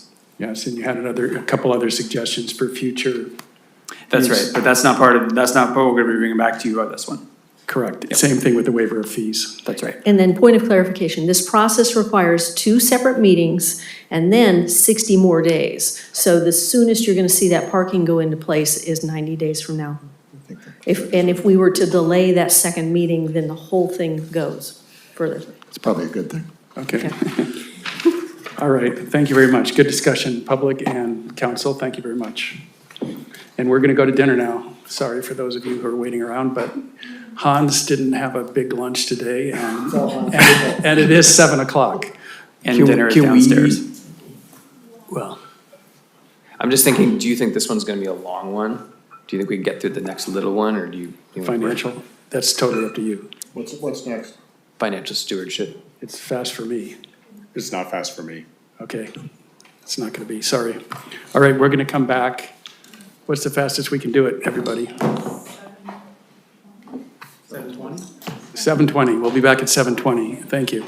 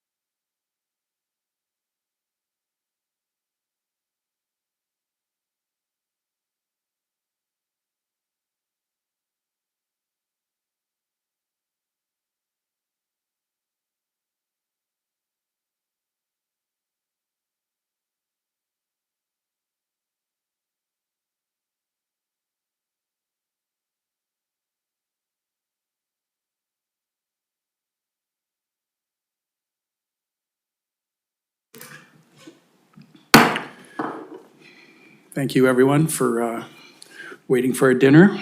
Appreciate that. We're back in session at 7:22. And we're going to move on to orders of business. First one is discussion and direction on financial stewardship work group ad hoc, which was continued from July 7th, 2026. Jamie? Good evening, Mayor and City Council. Tonight we bring back a recap of the Financial Stewardship Work Group's recent efforts. When we set up the work group, it was comprised of financial experts and tasked with quarterly meetings to look at policies and budget. But also, importantly, it was tasked with improving communication and upskilling the whole council. The work group's been busy, resulting in updated policies and procedures, a start to the process of exploring revenue opportunities, enhanced understanding of the trust and pension liabilities, the increased financial reporting, and a beginning of the long process to address deferred maintenance. Going forward, there's some discussion regarding the future of the Financial Stewardship Work Group. To support this decision, it's important to understand the options and their ramifications. A work group can start meeting at any time a need has been identified. A standing committee meets without identification of specific needs, but adds a significant additional burden of time for council members and staff, and is generally not used in cities our size. Regardless of whether the work group or a standing committee is formed, the city council is the responsible party for all financial decisions. There's a surprising amount of work that goes into a meeting, so it's important to look at the difference between existing council structure, work groups, and committee meetings. Work groups can meet as needed, incurring only the time required to address the matters being discussed and the time required in the meeting. A finance committee, on the other hand, requires all Brown Act compliance, and that is already being done for the city council. That means it would be significantly more to have a standing committee at a time when administration is looking for efficiencies. Given the fact that the matters addressed by the committee all become the responsibility of the city council anyway, this is an interesting thing to discuss and decide on. Summary. The city council is responsible for financial condition of the city, and having a finance committee doesn't change this.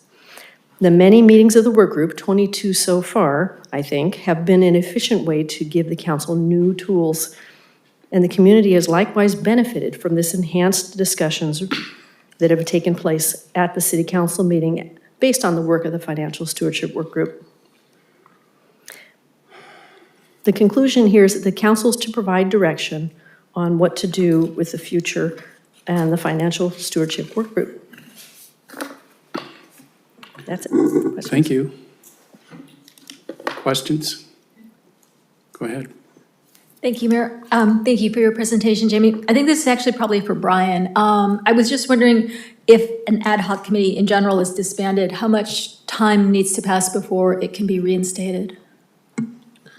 There's not a specific time limit under the Brown Act. It's generally thought that it should be of limited duration, but the Brown Act doesn't define, a specific number of months. So it's a matter of judgment by the council.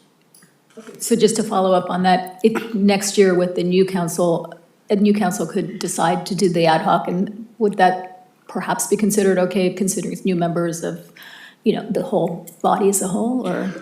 Well, you don't want to have multiple members of the council serving on the ad hoc, different members serving on the ad hoc committee, because then you could potentially have 3 or more participating in the discussion.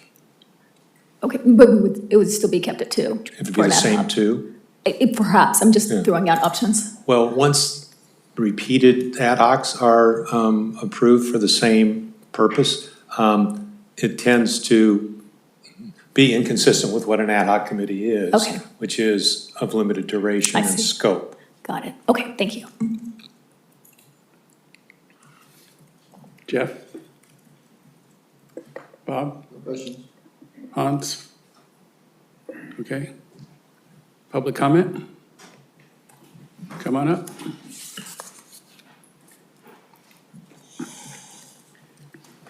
Number one, I appreciate all the work that went into the whatever language we're using around what has occurred over the past duration that really got into the weeds with a lot of the work that you did. So thank you for that.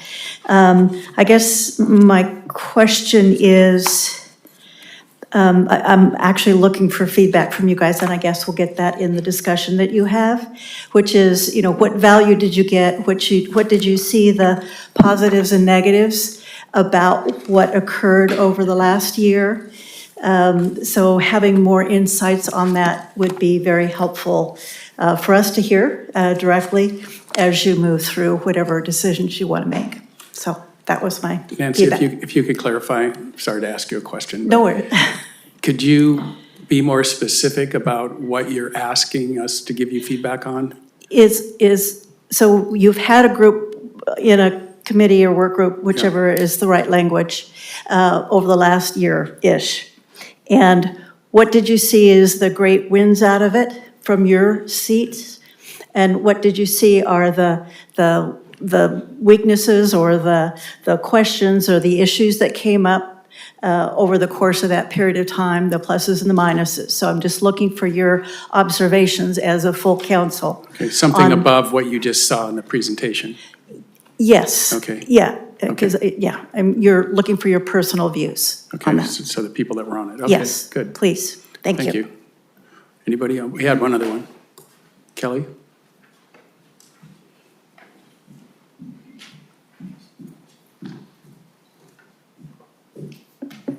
I actually have two sets of comments, if you'll allow. The first are mine, and the second are from Jim Beck, who had to leave Okay, that's this fine. evening. I'll give you some time. Okay. Good evening, Mayor and City Council, City staff. Thank you for the opportunity to speak on this topic. To me, this is a straightforward and important decision. I simply do not know how this council cannot transition the current financial stewardship ad hoc into must turn it into a standing committee. This council, led by you, Dell, is the first council in too many years to take the financial stewardship of our city seriously.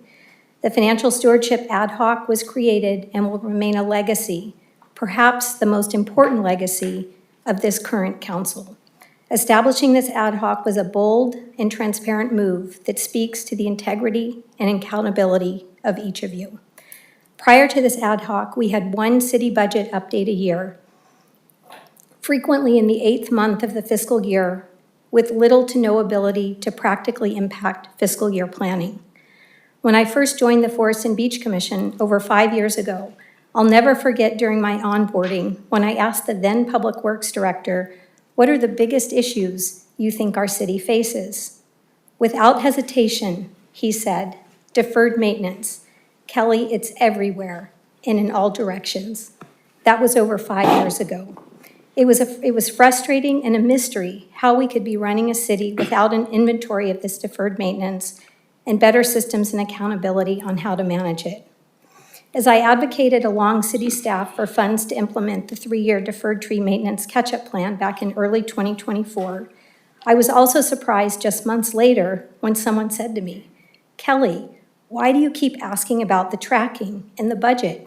We don't operate with budget line items like that. We just get an annual budget and move money around to where we need it to get the job done." While I wholeheartedly understand that even the best laid financial plans frequently need revision, this interaction reflected an important cultural observation. While it would have been easy to have simply waved this response off as being woefully unaccountable, I am certain there was nothing nefarious about the person who said it. They were simply reflecting a difficult cultural norm, that our systems haven't yet set us up to be accountable as we'd like. It's honestly been unimaginable to me how city government could run without quarterly updates. I can think of no public or private company environment where anybody running a $30 million budget would only be held accountable to one formal budget update meeting a year. In doing some research about what is standard, I would like to note that it is standard practice of city jurisdictions to have one city budget update, as we do here, and, importantly, 4 to 5 additional updates throughout the year to City Council. In our own neighboring city of Monterey, there were 6 updates in addition to the annual budget review just last year. I can't tell you how excited and relieved I was to learn that this ad hoc had been created. With this ad hoc and your council leadership, we now have 3 budget updates versus just 1, an initial accounting of $100 million in deferred maintenance that is 3 times more than the annual revenue we take in as a city. You have embraced the fiscal discipline required to balance services with our increasing deferred maintenance. You have embraced that we require additional revenue measures to address our significant gaps and taken the high road to resist special interests that have suggested you do otherwise. And we have more work to do, a lot more to do. Just think about the last discussion prior to the break and how helpful it might have been to have had a standing committee that could have provided a recommendation or guidance on our fee structure to our city. Quite honestly, once you see how behind we are, you simply can't unsee it. Our residents deserve transparency and accountability with our city funds. Establishing a financial stewardship standing committee while we implement stronger and more transparent financial systems, more frequent budget updates, and a stronger culture of accountability within our community are urgent and important priorities. This simply does not feel optional to me. I hope you will unanimously support a financial stewardship standing committee. Thank you. Those are my comments, and now, if I may, I'll How long are Jim's. his? How long are his? You took about 5 minutes there. His are not as long as mine, Okay, all right. and I'll just, Try to do it quick. okay. Jim, this is Jim Beck, resident of Carmel. On the standing ad hoc, kudos for first establishing it. It's one of the most consequential, under-the-radar things this council has accomplished. Perhaps I was too subtle in my recent letter to the Pine Cone, but this Financial Stewardship Committee launched the most effective pursuit of fiscal responsibility I've observed since moving to Carmel. The council assigned 2 qualified council members to lead the effort. Others may have delivered the same results, but kudos to council members Delves and Buda for taking on the challenge. Some of the outcomes. 1, began discussions on KPIs to press accountability of departmental productivity gains and or lower expenses while maintaining or improving service to our community. 2, surfaced a total perspective of capital requirements, including what is now being referred to as deferred maintenance, and set a long-term plan to address these needs.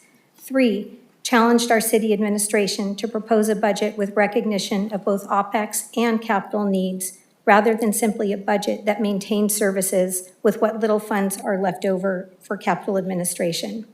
City administration responded admirably, recognizing this as a major cultural shift from prior public administration budget exercises. And 5, the resulting budget and deferred capital needs made apparent the need for this council to address difficult politically charged revenue increase initiatives.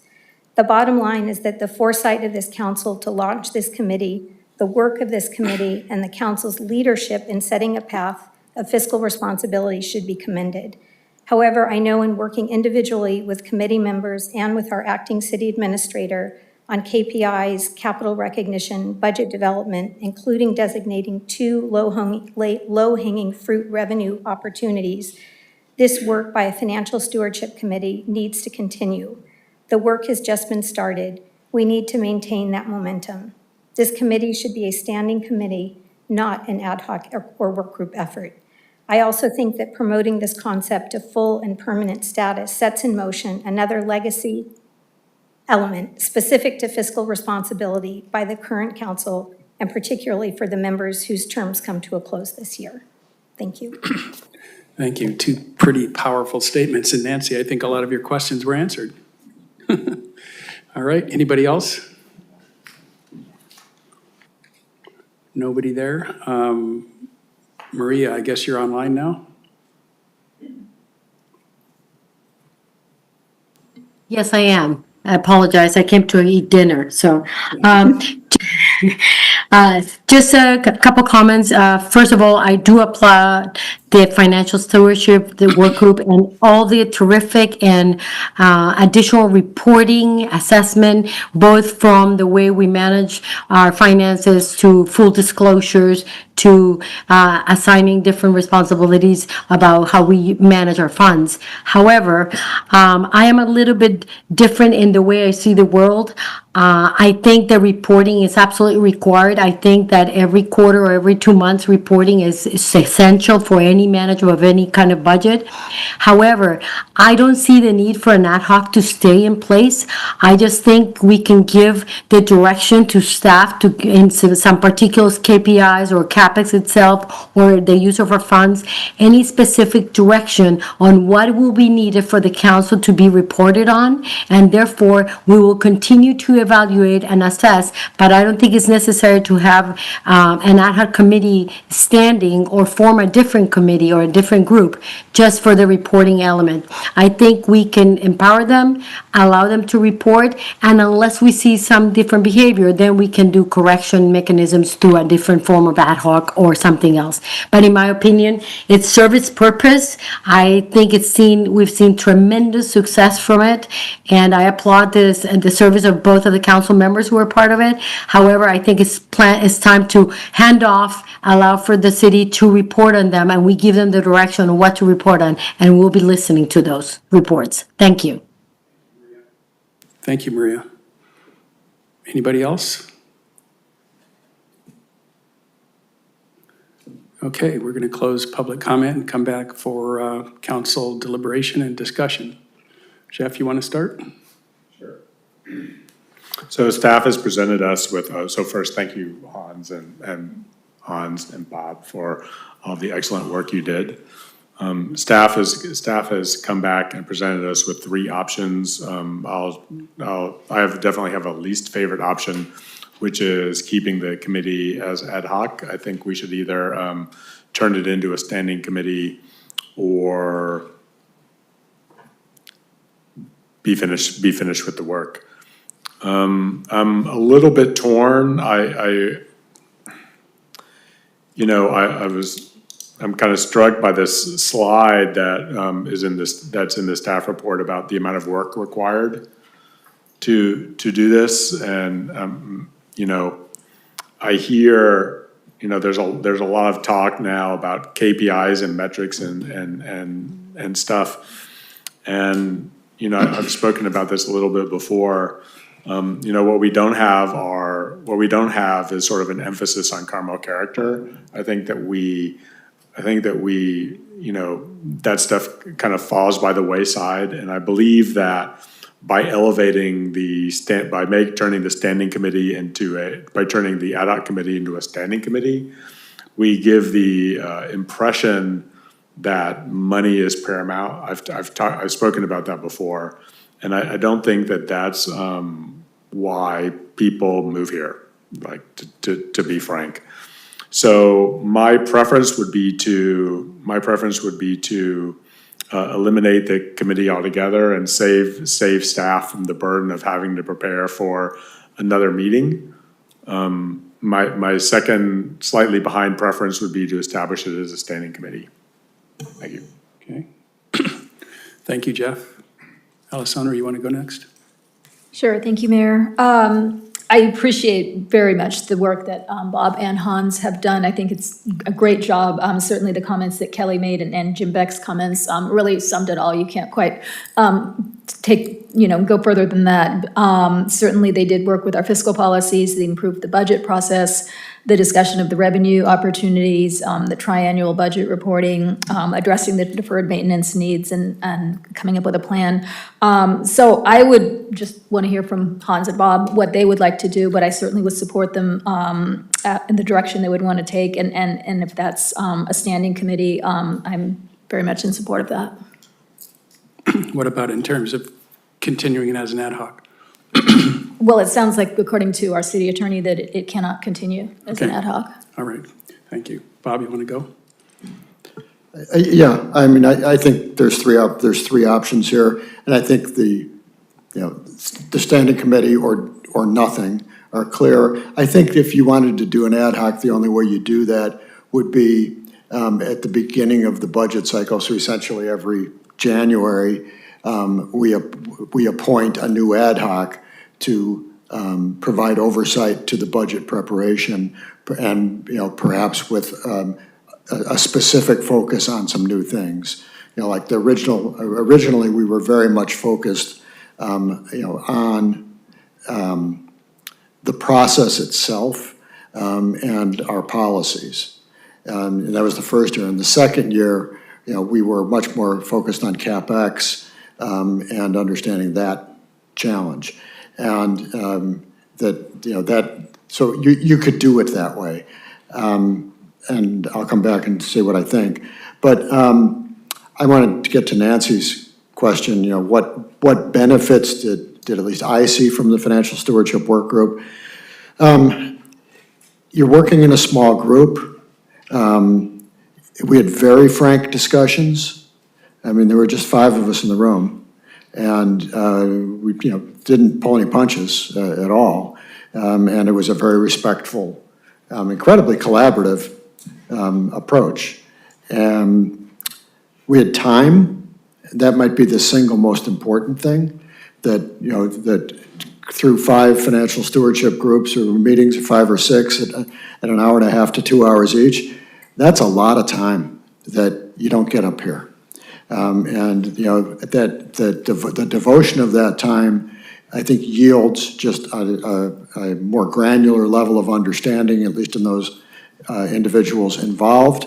I know for me, it did that, and it allowed me to articulate our financial situation better than I otherwise could, and I think that is important. But also, I think it sends a very clear message to staff that this is a priority, because I think that was what has been lacking in many government organizations. Is the budget is kind of the bare minimum of what it needs to be, and it just depends on who's elected and how much they care about the numbers.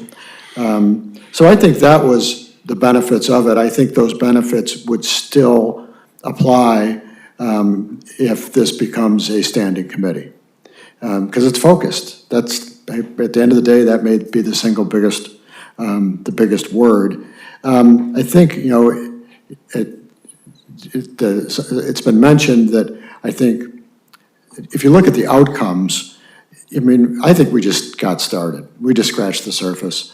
Yeah, I think we have a better budgeting process. I think we improved our policies quite a bit, but on the journey to more transparency and accountability, it's early days. And, and going from budgeting, which is just guessing about the future, to actual financial management, which is understanding the present, understanding reality, understanding where you are, understanding what you can do better in real time. We got work to do on that one, and I think we need a focused committee to do that. Jeff, I hear you on the money is paramount. I think from my view of what my job is as a city councilor, money is paramount. And that's not coming from a point of greed.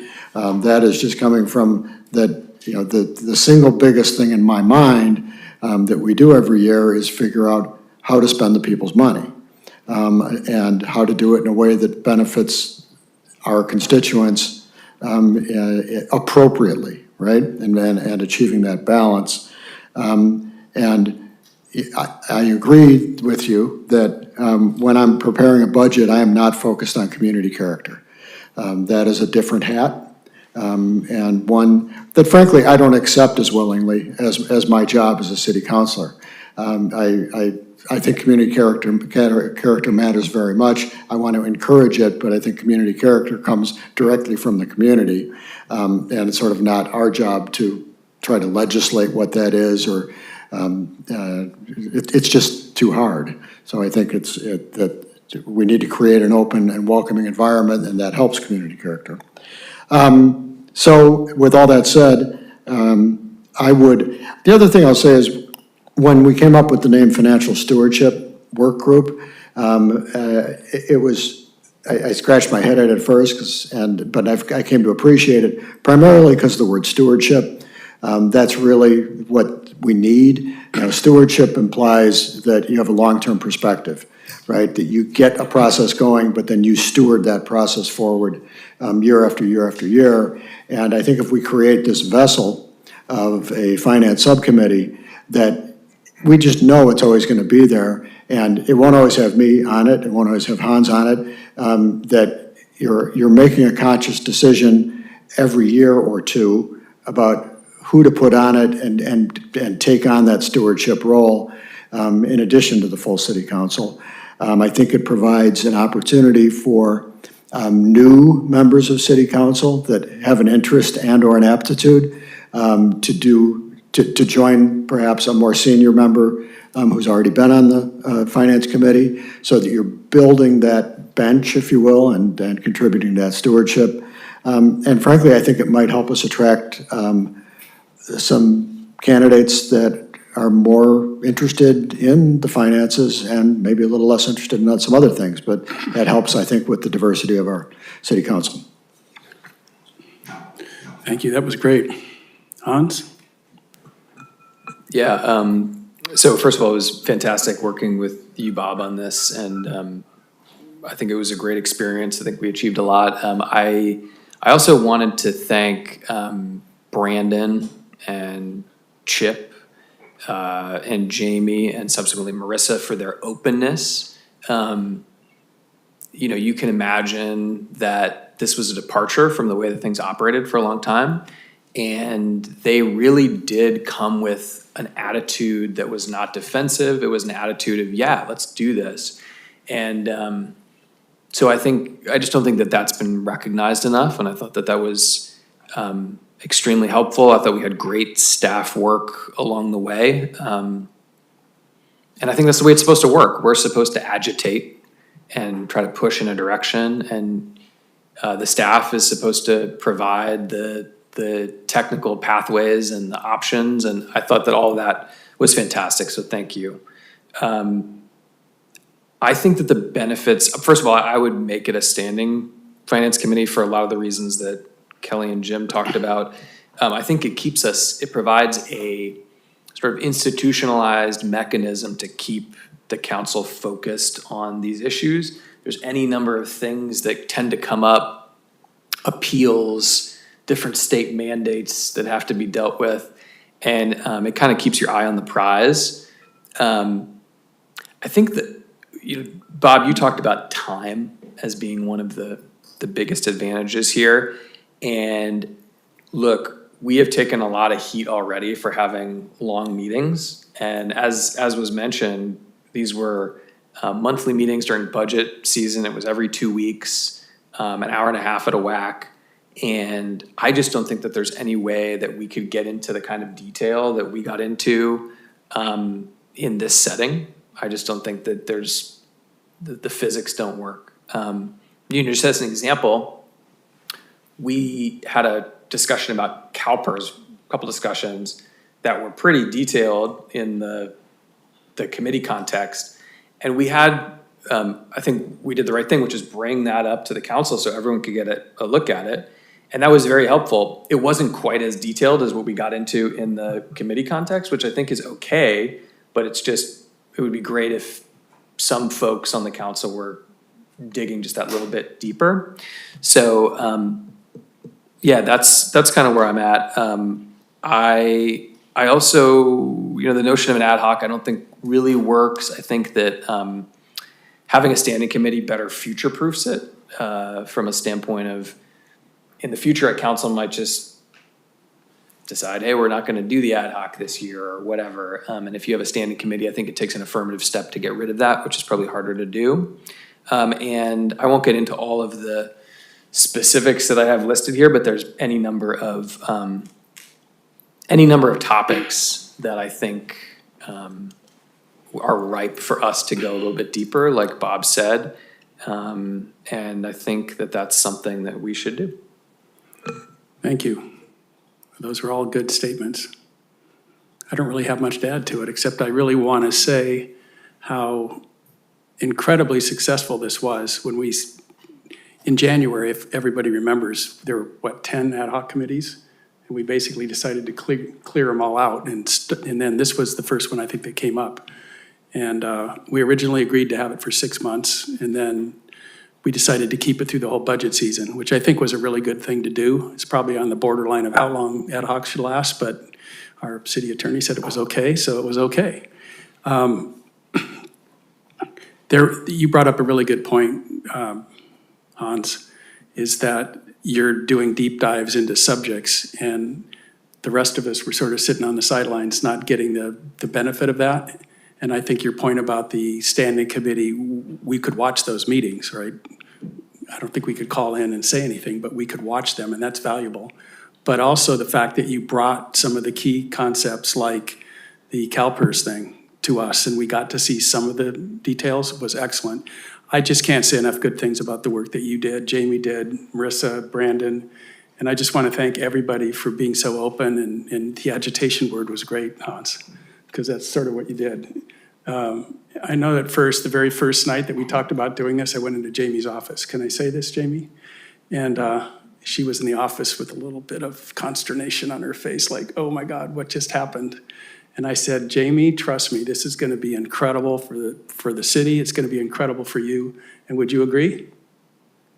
She would. So, this is a new thing that we did, and thank you so much for the public for letting us do it and supporting it. And it's changed. And Jim Beck was, talk about agitation. He was the guy that came in here to push us.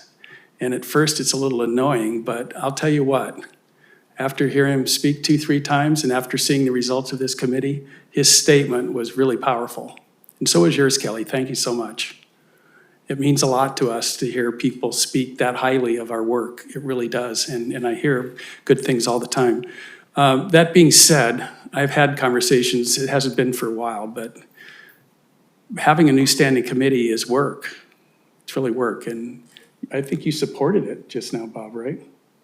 And I was surprised because you've been always telling me that adding another one of these it's a lot. Yeah, committees had time. This is a committee that includes 2 city councilors. I think we're working in an area that is more focused, and it's work we ought to be doing anyway. So I'm not convinced it adds crazy amounts of time. It might force it to be a little more disciplined. Here's an example, Dale, that if you, since we have now agreed we're going to do, if not quarterly, at least every 4 months, we'll have reporting. Well, guess what? If we have a date set for a finance subcommittee meeting that says this is when we're going to talk about, January, February, March, April, and that's a set date, then that forces staff to get the books closed and, produce that report. It's sort of like quarterly reporting in the public sector. So, private sector. So I think you can. I just think it's a lot of work that needs to be done anyway. And there's going to be some payback at the other end. So I have a question for the 2 of you and all of you. Who should be on that committee? We have some really unbelievable finance people in this town that have tremendous track record. Should we have people from outside the city on that committee too, to add their expertise? I'll be honest, when I first got elected, I kind of came in with that idea. The staff really just reminded me of how much of a wild card unelected, just even elected people can be pretty wild cards. But if you start bringing in people more randomly, it can just introduce a real wild card. And perhaps the middle ground is if you create this as a committee that has to have publicly noticed meetings and public meetings. If someone is really interested in the topic, they can show up. And frankly, it's not a meeting you necessarily have to have in the chambers. It's a meeting you could have over at the library in the gathering space or in a smaller venue where people could sit around a table. just like we did during financial stewardship, and I think the public might be able to feel a little bit more part of it, so. Hans, how do you feel? Yeah, we spent $100,000 for all of this stuff up here, and apparently I'm told we can have meetings if we rearrange the furniture down there. So I think that that's the kind of environment. I don't think that they're going to be like pounding down the door to come to the meetings, but there's a definitely a handful of people that are in my mind that I would encourage to be there, and I think we could make it more participatory than sort of your average city council meeting, and I think that's probably a good way to square the circle. Alissandra? I'm fine with everything I heard. As I said, I support Hans and Bob. Jeff? I think standing committees are composed of council members, period. So I don't think you even have the option of including members of the public as members of a standing committee. Brian? Is that true? I'm sorry, what was the question? Can standing committees consist of people other than council members? No. Okay, all right. Well, that's easy. So we just encourage those smart people to show up at the meetings and participate as public comments. All right. Sounds like we have pretty unanimous support for a standing committee, for better or worse, for staff. Oh, wait, don't put, we're excited about it, yeah. So, we do need, I think we need a little bit of, now we gotta kind of mold this clay a little bit, so we need to know who the council would like to have on the committee. Any other direction about frequency of meetings, anything like that, and then we'll need to, Brian, we can come back, there's a couple ways we can do this, right? We can come back with a resolution, we can do it via ordinance, which is probably overkill for something like this. What do you think? It may be required. I would say a resolution would be appropriate. I thought I saw some reference in the staff report to having a charter defining the duties. So I don't know that a charter would be needed, but the resolution could certainly recite what the scope of the committee's assignments would be.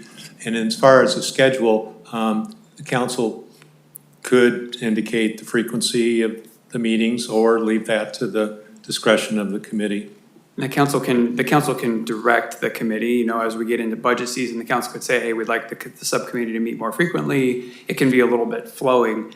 But I think what Brian said is really one of the most important parts is that sort of like the constitution or whatever you want to call it, the charge of the subcommittee, that's really important to get from the 5 of you. What do you want this subcommittee to do? So you don't have to figure that all right now in the moment. Any sort of breadcrumbs you can leave us would be helpful because obviously we have to come back with that resolution at the next meeting. We'll take our best shot at it, but as much as you can give us in this meeting, laying those breadcrumbs, telling us who's on the committee, anything like that would be helpful for us. Might I suggest that, first of all, I think it's probably logical to start with that the 2 existing members of the stewardship committee become the charter members of that committee. I might also suggest that we have a final meeting of the stewardship committee to wrap it up. And maybe at that meeting, you could help define some of these guidelines and bring it back to us at the next meeting. I mean, they seem to be the most qualified. Yeah, that's a good to do idea. that because I think that's a good idea. He I'm already gonna look brought to your up some colleagues. ideas. Yeah. Yeah, I agree. I was going to suggest something similar, that Yeah. the 2 of them put together how they see it going, and then we Great. can approve it as a whole. Well, I think, but my comment still stands. If the 5 of you want to give direction to those 2 folks and the staff that are going to be, like, if you want to give direction to us as we go down into the cave and craft this, now's the time to do it. We would appreciate that very much. So how much do we need to do tonight? How much can we do at the next meeting when they come back with the framework?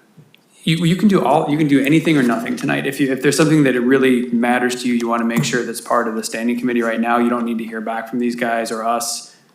If there's something you want to tell us right now, we will make sure that we weave it in. Because if we're downstairs working on it together and the majority of the council says you must do this, then we're going to incorporate that. Okay, I think Bob and Hans are going to agree to be on the committee. Are you okay with that? Yes, absolutely. Jeff? Okay.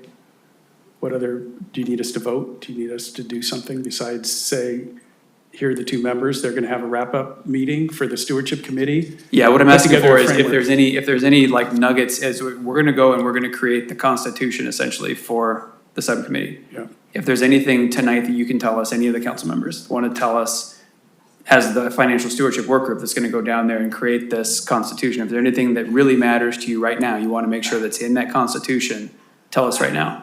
and we'll weave it in there. Otherwise, we're just gonna come back with a draft that's based on what we all think, and you guys can change it then. I'm good. So Mayor, my recommendation is that you not make the appointment of the members of the standing committee now, that you instead follow what we've been hearing from Brandon, which is for them to have a discussion as an ad hoc committee as to their recommendations about what to be included within the scope for the standing committee. Then the staff can take that draft resolution, bring it back to you, and with that resolution, that would be the time to, if you found it appropriate, adopt the resolution or revise it as you deem appropriate. And at that meeting, you would make the appointment to the of the members of the standing committee. Okay, do you have everything you need then? So I have a comment. Go ahead. The things that are important to me, so on the other boards that I serve on, the standing committees are instantiated by the charter of the board.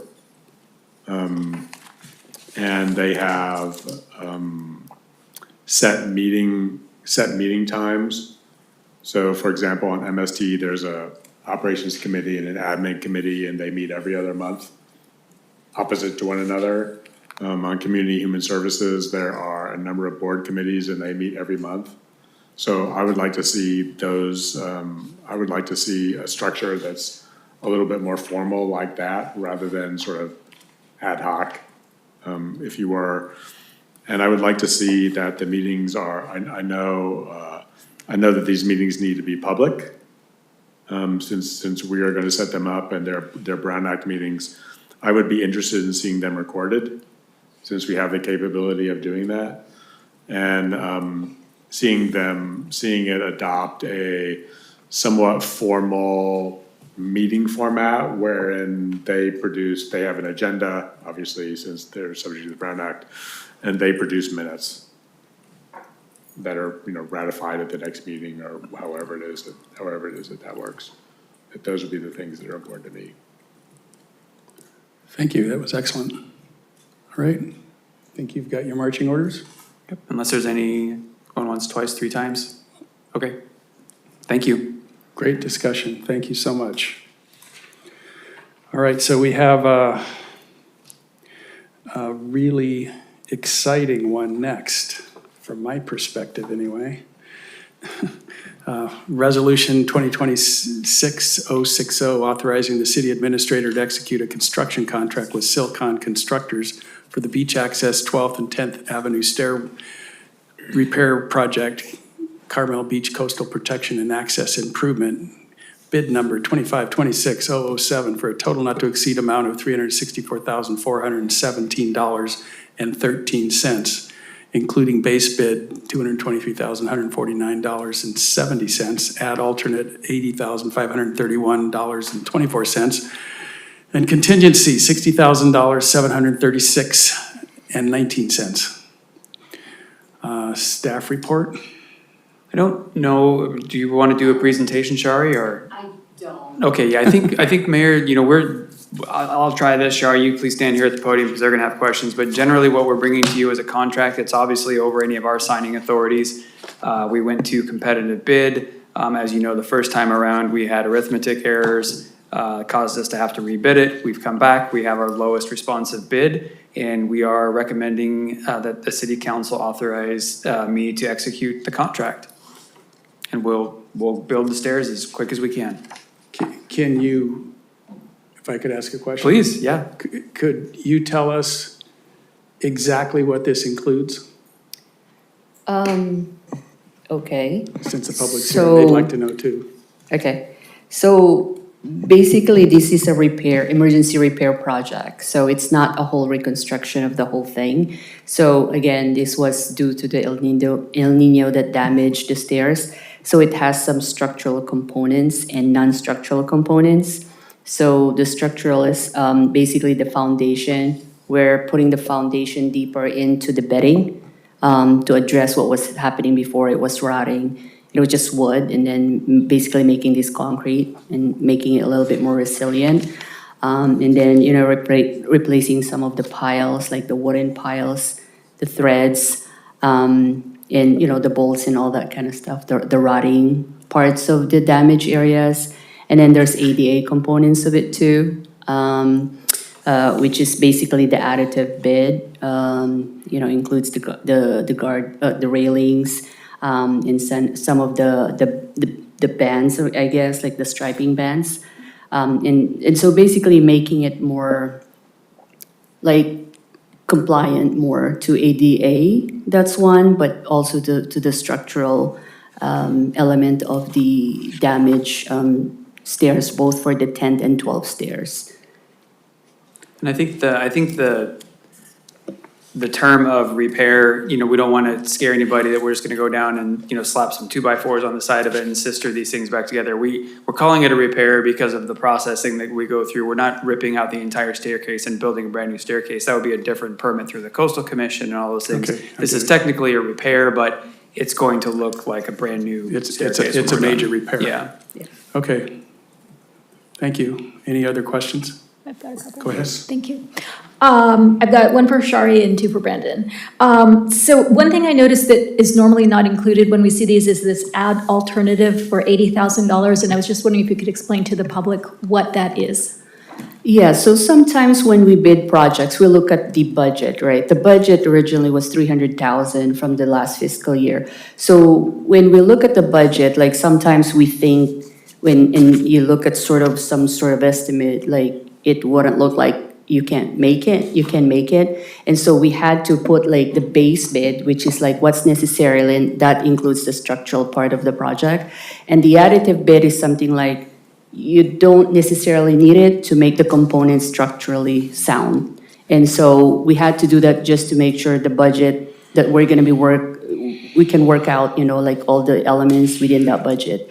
And so that's why we have we have base bids and additive bids. There's pros and cons, right? Like that happens. I mean, the base bid is typically always the lower because the bidder always wants to be the lowest bid. So that's why the methodology of awarding this is based on the lowest bid. The additive bid is something we can optionally add on. And in this case where, like when we look at it and we kind of look at some estimates, it just sort of like works in that way, like, okay, like we can work on that with that number. And so we just add it. Otherwise, it'll just be another kind of project to do. And I think with a budget of like 300,000 and we're asking a little bit more is to just complete the whole thing rather than go back and forth. And the thing about additive bids is that we have a little more ability to negotiate that part of it. We don't necessarily have to pull the lever on that part of the project. We got the base bid for the project, as Shari said, that gets the staircase back to being structural, and then we can work on the additive stuff if we can get the price down on those or find somebody else to do that for us or whatever. Okay, I appreciate that, thank you. And then my question for Brandon, one of them is because it was 2024, you weren't here with the city. So there was something on the city website and it was an engineering report from Kyler in Monterey. Right. Mm-hmm. And this was just for a temporary fix. So if you could explain to everyone the difference between the temporary versus what we're doing now. Yeah, the Kyler Engineering was brought on to assess the structure and what could be done. I kind of made the joke earlier about slapping some 2x4s on the side of it. It would have been much more like that. It was, how could we make these staircases safe to walk on right now so they don't fall apart, but not necessarily to keep them past a few years. And so we thought that's just not a good use of city funds, it seems, to do something like that. Okay, thank you. And then my last question, Brandon, is there are reports that there's going to be a strong El Nino. So if you could give the council and the public an update next month, perhaps if we could have you give us an update on all of the beach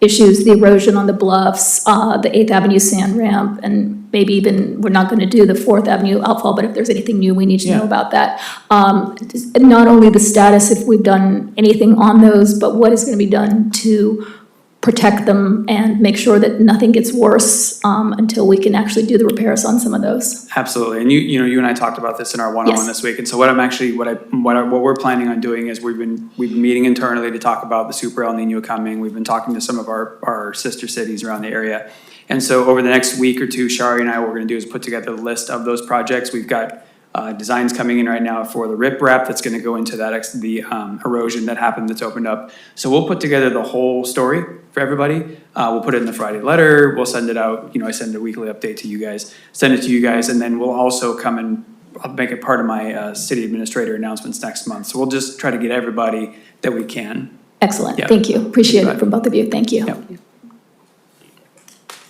Yeah, I have a question. So when I look at the bids, on the packet, I see that the Silicon Construction, the lowest bidder was 223,000 and change.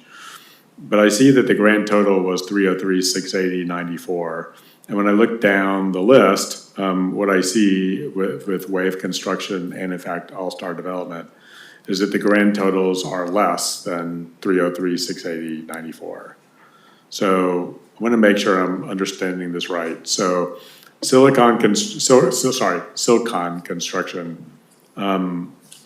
they were the lowest bidder, but the highest alternate. And so we don't have any choice but to use the lowest bid with the highest alternate, which makes the grand total more than the other two bidders. That's right. Yeah, the way that this is bid, the way that we select contractors, the way that it's advertised is based on lowest base bid.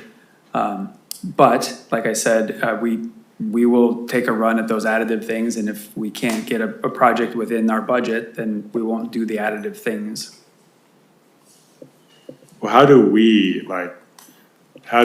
as a council sort of, I don't know how to say this, hold you to that, since the grand total here is basically $40,000 more than Wave Construction? It's a Like, fair question. what choices do we have Yeah. to hold hold you or Silicon to task here? Sure, it's a very fair question. I mean, especially coming out of the financial conversation we just had, I think you could ask us, we'd be happy to, come back and report before we start construction, after we start construction, when the project wraps up on the total cost. Anything like that, we'd be happy to do. Is there a way to set the guardrails so that the project doesn't come out to $364,000 when we could clearly do it for $40,000 less using one of the other bidders? Like, do we have the mechanism to do that here in this forum? I'm gonna look to Brian for that answer.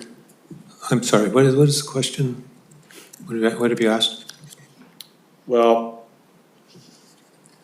the issue I'm having is that the base bid on SoCon is $223,000, which is frankly only $5,000 less than the price on the bid on Wave Construction.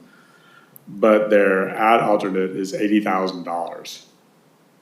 And so the ad alternate on Wave Construction is $40,000. So when you add those two things together, the grand total price of the project under SoCon, which is what staff is saying we are legally obligated to do, is $303,000. And the total price of the base project and the add-on for Wave Construction is $268,000, so $35,000 less. I believe the specifications, and you can confirm, likely say that the base bid will be the determination of the low bid. Is that right? Lowest base bid.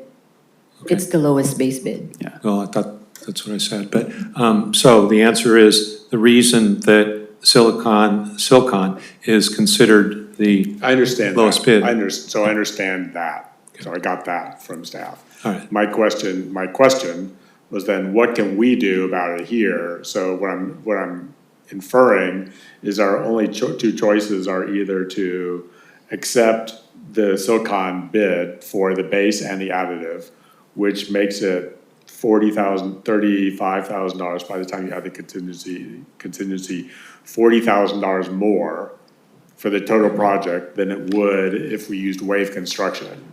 So we've boxed ourselves into the corner by specifying that we would use the base bid and not the base plus the add-on if we wanted. Or we can just do the base bid with Silicon and cause staff, ask staff to scramble to do the additive if that's what they want to do. What if, Brian, what if they said they will approve a contract with a not to exceed amount of $340,000 or whatever if you took the additive from the second contractor and flipped it, whatever that total would be. So you're looking at the numbers right now, what would that be? If you put the additive into the SoCons? 42, 63, 50, probably $320,000. So if the council could say, authorize me to execute a contract with Silcon for a not to exceed amount of $320,000, that's enough to do the base bid project. And then, you know, we obviously have to negotiate to get that down, or then have to come back to council. Can we require staff to negotiate down, as part of this resolution? Can we require staff to negotiate down the price of the ad alternate with Silcon to something close to the ad alternate of Wave? Or say either you negotiate it down to $40,000 or $50,000, or you just scrap it altogether? Your authority is to, you can award only on the base bid and not on the ad alternate. And that way you would then have the base bid of 223. And my advice would be that you rebid the ad alternate rather than to go back to the contractor to negotiate the bid that they put in, because the whole purpose of the bidding law is for them to give their price, not for it to be negotiated. Well, if they're the selected bidder, I mean, normally if we had 4 contracts, let's say if we didn't have an alternate, and normally we had 4 contracts, and we selected one, staff would still be within their authority to negotiate, right? Go back to the bidder and say, hey, you know, we'd like $5,000 off, and we're gonna give it to you, but we'd like $5,000 off. No. You can't do that. No, your authority is under the Public Contracts Code. It goes out to bid. When there's a bid received, you can either accept the low bid or you can reject all bids. Okay, so let me ask a different question. We had this conversation an hour ago about your signing authority, which is $59,999. Yeah. Can we approve the base bid and not this stuff? And could you then go back to Silcon as a separate matter and negotiate a sole source contract with them not to exceed $59,999, and then just do that without coming back here? Sure. If we can make, we would just have to make the findings to meet the sole source requirements, and if those findings were met, then we could certainly do that. I would just add that you might not get the same pricing because there's sort of like some economies of scale and mobilization costs and things like that, so. And just to give a little context too, I think when we were doing a little bit on the estimating outside of this, like the railing alone would probably cost you around 20, I think like 25 something thousand just for one railing for one stairs. So that's just for the railing. And there are several items on the bid additives. The handrail is one of them for both. So that alone would probably be at least 50K. Well, how do you think then that Wave Construction did the ad alternate of $40,300, given that you think the cost is $50,000? I mean, I don't know who their supplier is, but the one that we kind of looked at from previous project, the supplier is from here. Wave is from Sacramento. So I don't know who their supplier would Different have been. markets. Yeah. Jeff, I appreciate the line of thinking you're going down, but we need to get this contract approved. How many of you are willing to approve it as written? I do have one question though. Go ahead. You talked about community character earlier, and we just had the conversation about the money, but now the community character. So who actually approves like the design of this thing? I understand that you're trying to get it to look like what's there, but like who's approving what it looks like? It's gonna look like it looks right now. It's a replacing kind. It's a replacing kind. Yeah. So right now, I don't believe there'd be any plan to take it to the Planning Commission for design review or Forest and Beach Commission. I mean, we can take it to those agencies, to those bodies to check with them, but it's essentially a building permit to reconstruct something as is. No, my only thing, like I know that we desperately want these stairs, but the only thing that I would say is we also want it to look the way that we want it to look. Like it currently doesn't have any railings on it, right? And so this is a community where outside, like we have these like crazy handcrafted railings. I'm not saying that we need that on these beach stairs, but like the details do matter. And so, it does make me like a little bit nervous that nobody's gonna approve what the design of the thing looks like. It actually does have an existing, it's just all bent up and kind of some rotting, and that's why it's actually replaced handrail. It's got stainless railings. Yeah, all the Yeah, rails, so- so the wood rails that go down the side, the handrails on the inside. So all it's just a that. replacement of exactly what's there. Exactly what's there. Okay. Yeah. I believe it has to be replaced exactly the way it is, otherwise we have to go through a lot That's more with the right. coastal commission. That's So right. as much as I appreciate Jeff's efforts, I think we really need to get on with it because, I mean, these were damaged in early 2023 and here we are like 3.5 years later. So it would be nice. The only thing that scares me right now is with these storms coming, I'm hoping that, you know, when we Yeah. get this done, that they're gonna be durable to be able to withstand the storm. But I really do want us to move on with this. It's been quite some time. I think the discussion was valuable that we just had, and it might have brought up some things that we want to pay more attention to on the next project like this. So, Do we need but pub- I'm looking for a motion to approve. Well, do we need public comment? Oh, yes, we probably do. So I've got a couple comments, but let's. It's been a long time, I forgot all about it, but I do that once in a while. Public comment, please. That was a lot of questions. No public comments. You saved me. So before I give you a motion, I'll just, Anybody online before we stop that? Sorry. We There's can't no see. hands raised online. Okay, good, go ahead. Go ahead. I was really ready to go, now I've lost it. I'm sorry. I'm sorry, I don't want to, gotta do a full public comments. I think what Jeff's onto is, public bidding is fraught with challenges. And so you can structure it one way to stop some things that were happening before, and then you end up with a different set of consequences because the rules are written and you have to follow them, and it's hard. And I have to put a lot of faith in staff to make the right calls and make the right decisions. This is we are beginning a journey of doing a lot of capital projects. Sharia is a big part of that. We've hired a new project manager, I believe, as well. And I think this is the first well, that's not true. It's not the first test. The paving project went incredibly well. And you managed that top to bottom, and we trusted you on that, and you made a good choice. So I think that's what we need to be doing here. And my only direction is that let's make sure these stairs are really well built and really well done. If we've got a big winter storm coming again this year, I'll say I think a lot of our capital needs are the result of not just neglect, but sometimes shortcuts. So let's not take any shortcuts on these stairs. And with that, I would move to approve this bid, this contract. I'll second that. Yeah, I have a comment. I want to be clear that my comments and what I may or may not do in 30 seconds they're definitely not a reflection on the two of you or on any part of staff. Like, I understand what Bob said, that we're caught in this sort of legal maze of trying to figure out how to balance the law with what I see as basically getting a better deal from someone else.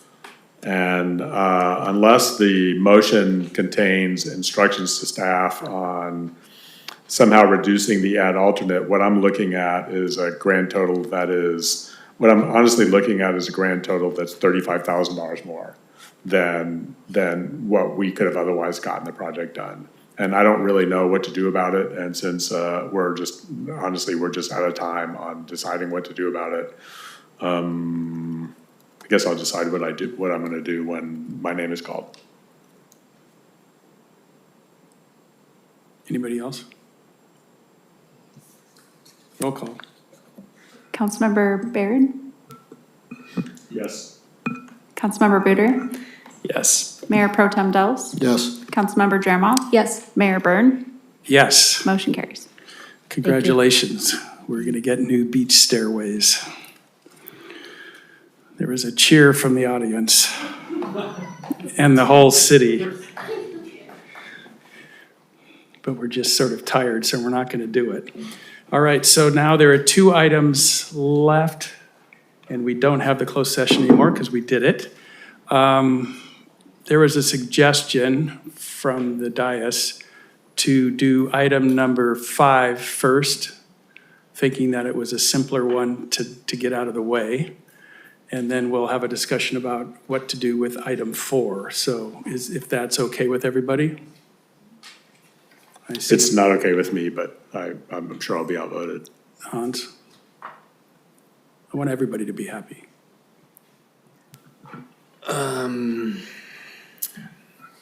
Don't have to. Yeah, I mean, I'll go with the flow. Okay, so we're going to do item 5, provide direction regarding a potential urgency ordinance addressing home hardening and wildfire safety regulations citywide.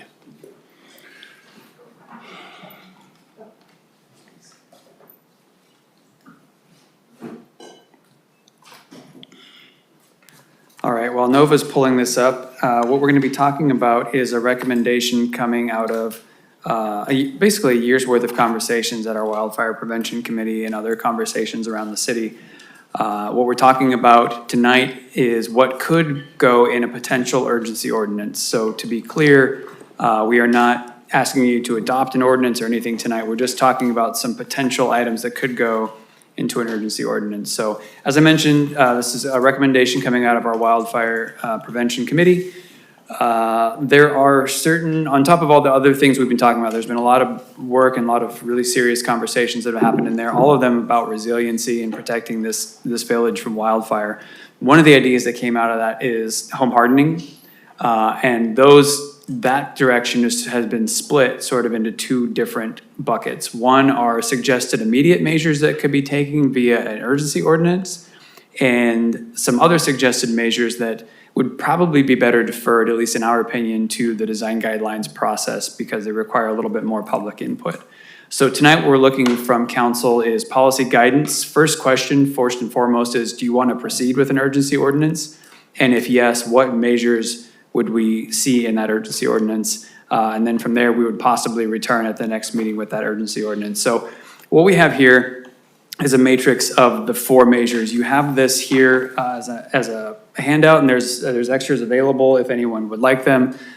This is the simplified matrix. There's actually a more detailed matrix that has bigger expanded current rules and things like that. But for the function of this conversation, basically what we're talking about are these 4 measures, and I'll just run through them really quickly. So the first proposed measure would address how gravel is treated, especially adjacent to structures. The idea is to create a non-combustible zone 0 within 5 feet of the buildings. The current rule in our current code, gravel counts as permeable site coverage along with other things like asphalt, which is impermeable, but they all count towards that calculation of site coverage, which is 22% of your building site. So in effect, people are being penalized if they're going to put gravel around their house as a non-combustible landscaping cover. Right now, our code says you should use things like bark and mulch, which actually are not allowed to be right next to your house anymore through the Zone 0 language. So the proposed change would be to exempt gravel within 5 feet of a structure from those site coverage calculations. Still, the existing design guidelines for natural muted earth tone colors would still apply. We would suggest that be effective immediately. The second item has to do with the storage of firewood and other combustible materials. The idea here is just keep those things away from the house, keep them from becoming ignition sources. So the current rule, in our mapped WUI and high hazard zones, there's some pretty strict storage requirements. It's prohibited under buildings, decks, and eaves. Wood piles are generally require 30-foot separation unless they're covered by some structure that has reduced flammability. You also have to keep the ground clear 10 feet around it. In all other areas of town, other than the high fire hazard zones, it's just our property maintenance and nuisance codes that apply. So what this is, if a site becomes dangerous just because it's overgrown, then we can take code compliance action, but it's much more broad than what's in the WUI zone. So our proposed change would be apply the same standard in the high hazard and WUI zones across the entire city, and we would suggest making that effective immediately. The third proposed rule would be ember resistant vents. These are the vents that go into your eaves, your attic, your crawl spaces, any opening, any penetration into or under the structure that requires a vent over it. What those do is they prevent wind-driven embers from entering those spaces and lighting the whole house on fire. The current rule is in the mapped hazard and WUI areas, properties must use very specific vents. They actually prevent ignition inside of them. In the rest of the city, not in those zones, the building code only regulates the opening size between 1/16 of an inch and 1/4 of an inch. There's no requirements for the combustibility. So our proposed change there would be to require those ember-resistant vents citywide. This would be when those vents are replaced or altered. This is not meant to be retroactive. It's not meant to be punitive. We're not trying to make people go spend a bunch of money right now.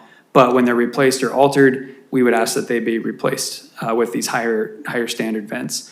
And the last one to talk about are fire-resistant windows. Once again, windows, they can become a major opening for a wildfire. So the current rule is in the mapped hazard and WUI areas because the recognition that windows can become an opening for fires to get in. They require dual pane glazing with at least one of those panes being tempered glass and a 20-minute fire-rated assembly, meaning that wood windows are okay as long as they can stand up for 20 minutes. The wood can stand up 20 minutes without being burned all the way through. In all other areas of the city, there's actually no requirement with respect to the fire rating or quality of the windows, only the placement of those windows, and that has to do with whether your house is sprinkled or not sprinkled and how close your property is to the property line. But again, that's just the number of windows and the placement, not what they're made out of. So the proposed change would be to add that extra regulation for what the materials are in the hazard zones and the WUI zones across the entire city. Again, this would be effective when components are replaced or altered, not retroactive. A couple of extra rules that we would suggest if we go down this road.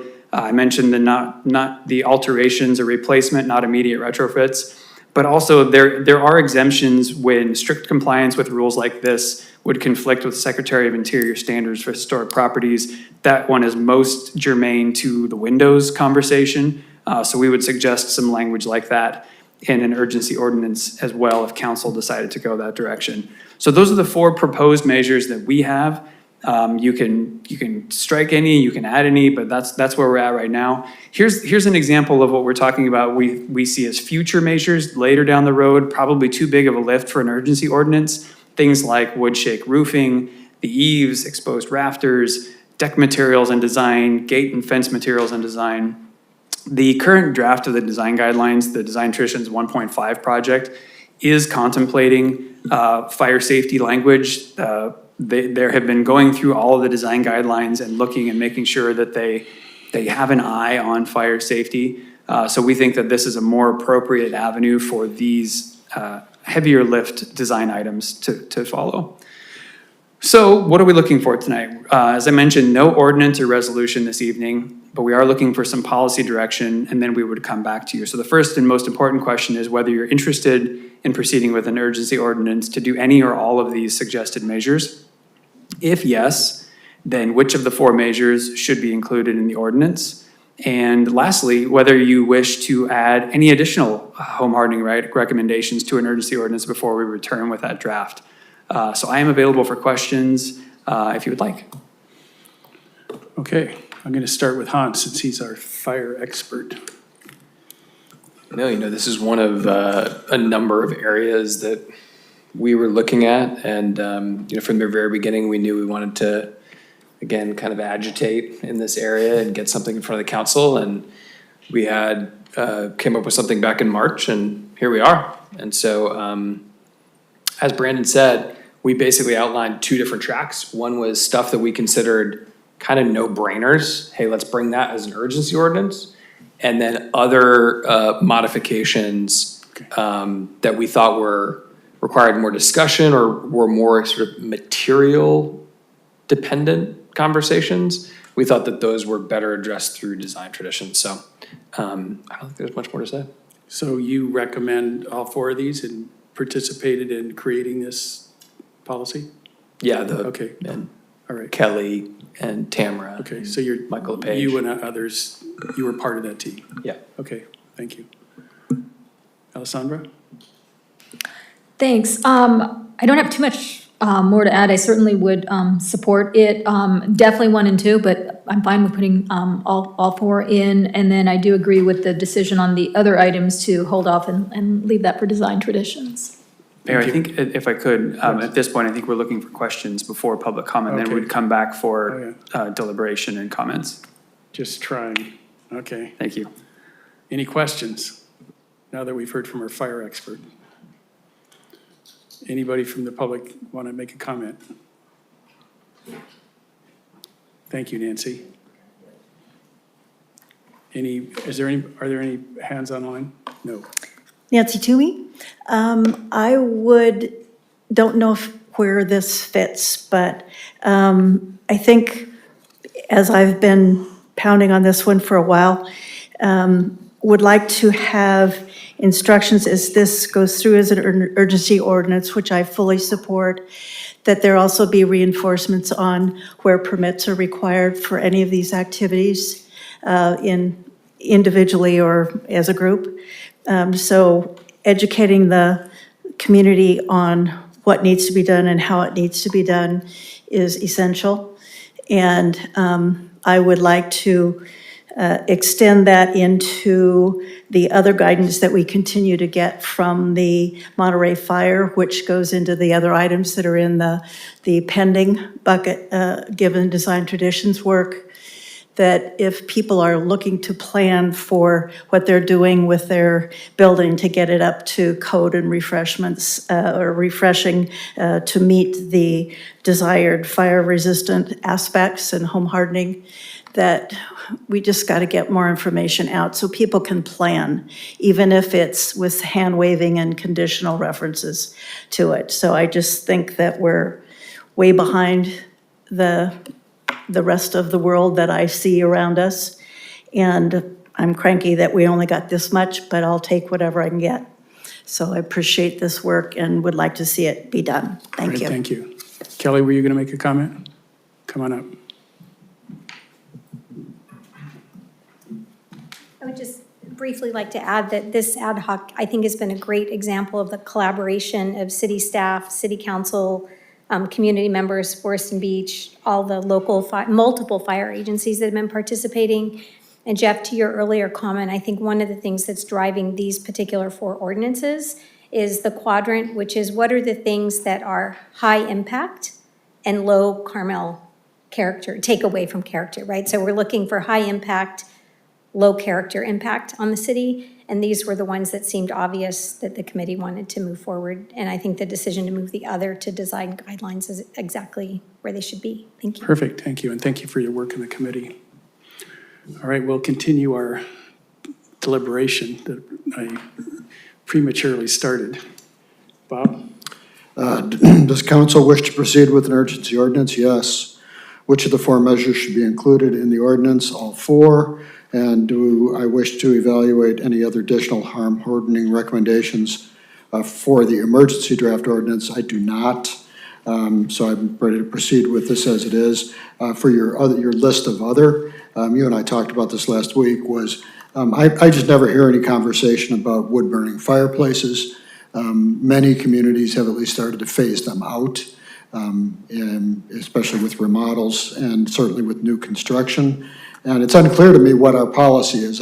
When I remodeled my house, I was told I had to replace my wood-burning fireplace, but I'm not sure that was rooted in policy as opposed to somebody's preference.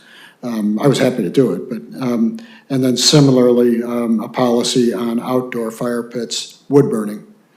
Fire pits, are they illegal and are they legal and should they be? But those don't belong in an emergency ordinance, and I think we should proceed with this one. Jeff? Thank you. I have a couple of comments. First, what I'm struggling with is the reason behind doing this as an urgency ordinance and not as a normal ordinance. Brandon, the staff presentation talks about putting these things off until the design traditions, which is admittedly sort of a long way away. But I think we have sort of a burgeoning problem in the city with like regulations that are not really codified anywhere. So for example, we have a ban on beach fires, which is codified in a coastal development permit, which doesn't appear anywhere on the city's website or anything, when in fact it's not really a permit, it's really a removal of the right to do something. We have an urgency ordinance for that. Oh, so we have an urgency ordinance, right? Yeah. Is that codified on the city's website? Or? It is on the website, yeah. So we have these things that are, I'm corrected, we have these things that are like sort of done without going through the process. And so we also have like, remember, you know, back when, I don't know if you were here, we have an urgency ordinance that has to do with push carts. You know, push carts downtown, does anyone even remember those when the state allowed push carts? So we have an urgency ordinance on the books that specifies a system for adhering to this ordinance, though there are 30 permits and, you know, they're renewed every year, and now they're not renewed, and there are probably spaces, and people could get these permits and start wheeling them through downtown. I don't mean to correct you again, but that's actually codified in our municipal code. Oh, so it's also codified. You guys So so Jeff, I know you want to move to the ADUs and get that in tonight. Can you So I'm having summarize? a problem, correct it again, I'm having a problem with, the sort of the fast track nature of this, and not going through public comment, not going through sort of a more typical process. A couple of things. Number one, gravel adjacent to structures. That does border on a design tradition issue, whether you can have gravel adjacent to structures. Am I gonna be corrected on this too? Nope. Well, I don't know. And what? I shouldn't say no, I don't know. Continue. And fire-resistant windows, you know, the sort of interference, the sort of intersection between fire-resistant windows and what you say up here, the Secretary's standards for historic properties. So what I would like to see is a little more of a process before we do these things. I think these are all good ideas, but I would like to see a little bit more of a process, and not just have them be sort of ad hoc elements. In the municipal code. Sure, right now, the proposed process would be, we're here to get the policy direction, what, you know, your comment about the gravel example for like what it looks like, or the windows and the historic interface. You know, we're bringing in the policy conversation about these 4 items. We still need to come back to you with draft language and a draft urgency ordinance. So we're not asking you to formalize any of this tonight and make it official. We would be coming back for another public process where people would have a draft urgency ordinance to review with all this language, all these findings, and all these recitals in it. So this is not by any means meant to be final tonight. This is, are you even interested in this? And are we so far off base here, did we miss something? I'm definitely interested in it. So to answer the question, I'm interested in it. I think that the city would be better off if we slowed down and took 2 extra months to go through the normal ordinance process. So I might be able to offer some insight on this. What I've seen in my career has been that when there's a certain issue that you want to take action quickly on, or you want the ordinance to take effect immediately, which is what an urgency ordinance does, is that you adopt an urgency ordinance so that it goes into effect immediately. And you couple that with a regular ordinance that goes through what you've been describing as the process, which has the first reading and then comes back at your next meeting for a second reading, and then becomes law 30 days after. And typically, I don't see urgency ordinances get codified into your municipal code, and that's not unique to Carmel. However, if it were, a regular ordinance, you'd have to determine where in your code it would fit, and then it would be codified. So your choices tonight, given the description and the agenda, would be if you wanted to direct staff to come back with the urgency ordinance, you could also direct staff to come back with a regular ordinance, and you could consider both at that meeting. Well, by regular ordinance, I mean, I don't just mean 2 hearings at the city council. I mean, some of these things would normally go to the planning commission first for their input, right? Isn't that right? If they were gonna be codified as a regular ordinance, presumably in Title 17, like they would sort of by definition go to the planning commission first. And so that would be a more a more open process towards getting like planning commissioners' feedback on what they think about putting gravel, how they think putting gravel next to structures affects the design ethos of downtown. That's the sort of process I'm talking about. That's the sort of process I mean to bring up. Is that where, Brandon, you were thinking that that a regular ordinance would fall within Title Yeah, so 17? Councilmember Barron's correct. If we were gonna process a typical ordinance, which would create an amendment to Title 17, we would go to the planning commission first for a recommendation to council, then we'd have the 2 readings at city council. That would be the quote-unquote normal process for an ordinance. An urgency ordinance comes to council. We did, again, this came through the Wildfire Preparedness Committee, which is So what could be done in light of this discussion would be the urgency ordinance could come back to the council for the council to take action, and the council could give direction to present to the planning commission a draft regular ordinance for their recommendation to the council, and then that comes up through the process to the council for your first reading and second reading process. But in the meantime, the urgency ordinance will be in effect immediately while the regular ordinance is being processed. And then once the regular ordinance would go into effect, it would, typically I see it would repeal the urgency ordinance because that's not needed anymore. Brandon, I seem to remember having can I say something? Yeah, sorry. I remember having a conversation with you, and I could be misremembering this, but basically, if it's an urgency ordinance, it can truly happen, even though it sort of touches on something that's related to our zoning code. If it's an urgency ordinance, it can go into effect immediately. That's right. Yeah. But if it's a regular ordinance, don't we still have to go through the whole coastal commission? if it's Title 17, yes. Right. So it's not now versus 2 months from now, it's now versus a year from now, right? And so my only argument is what we come up with in this urgency ordinance, like staff will do, I'm gonna channel Chip, staff will do their level best to come up with something that's good. And it may not be perfect, but maybe good is good enough in this situation to get these basic things available to people until we can come up with what's perfect. And like Brian said, as it says in the staff report, to reinforce the temporary nature of the urgency ordinance, staff recommends that any ordinance ultimately adopted include a sunset provision automatically repealing the ordinance upon adoption of the revised design guidelines and associated permanent regulations. So I hear what you're saying about like this accretion of rules that aren't codified, but it feels like we've got a mechanism here where within sort of a date certain, like within a year or so, like that problem goes away. And so I just feel like having something that's pretty good here and giving folks that flexibility, especially on the gravel, is worth it to have that flexibility now, and we can wait for the perfect version to go into effect. I agree. Somebody want to make a motion? I need to ask Bob a question. Go ahead. Do you remember,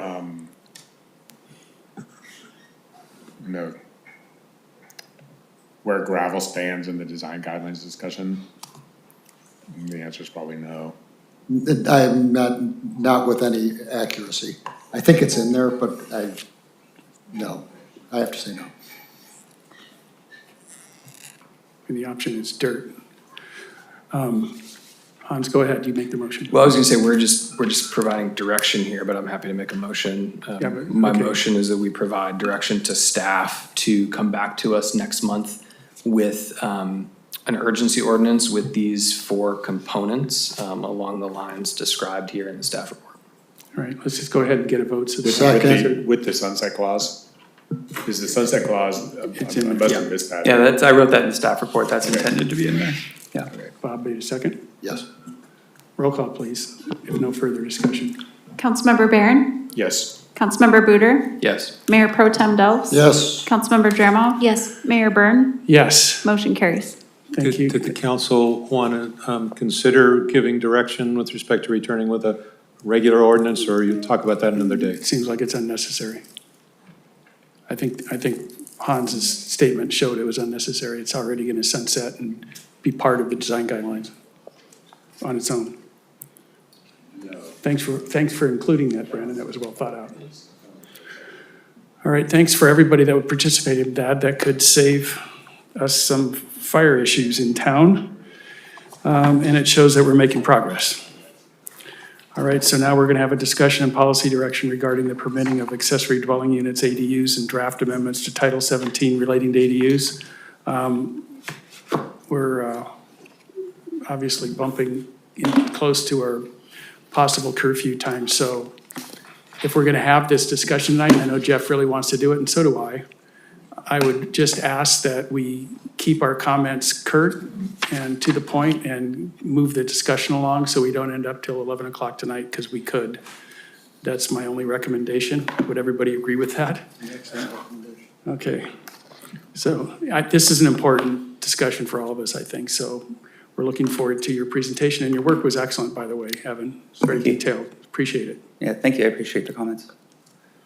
So I do have 2 presentations teed up. I will do the brief one, just if there are additional questions. The second presentation is for additional detail if needed. So just starting off with that recommendation, staff is recommending the council conduct a policy discussion. You are able to provide direction to staff regarding the direction on a updated ordinance, as well as identify policy topics for further direction at a later date. You also don't have to take any action or provide any direction, just maintain status quo and just have a general discussion amongst yourselves. So in 2017, the City Council adopted an ADU ordinance. It's Ordinance 2017-010. The corresponding local coastal program update was adopted in 2018. In 2019, the state began passing a series of Assembly and Senate bills targeted at streamlining ADU approvals. These bills did include a preemption clause, which created some ambiguity regarding local authority and how we permit ADUs. This provision stated that if a local agency has an existing ADU ordinance that fails to meet the requirements of this subdivision, that being the ADU statute, that the local ordinance shall be null and void. This led to a narrative that the city did not have an ADU ordinance, and the city began processing ADU applications consistent with the state statute. The state's law specifically requires in part that permitting ADUs up to 800 square feet that meet certain development standards are required without a public hearing or discretion. However, the state ADU statute also includes what is known as the Coastal Savings Clause, which requires consistency with the Coastal Act and coastal resource protections within certified local coastal programs remain in effect. So the city's LCP was adopted in 2004 and provided for the protection of coastal resources, including the city's community character as a special community and a highly scenic area for the purpose of the Coastal Act.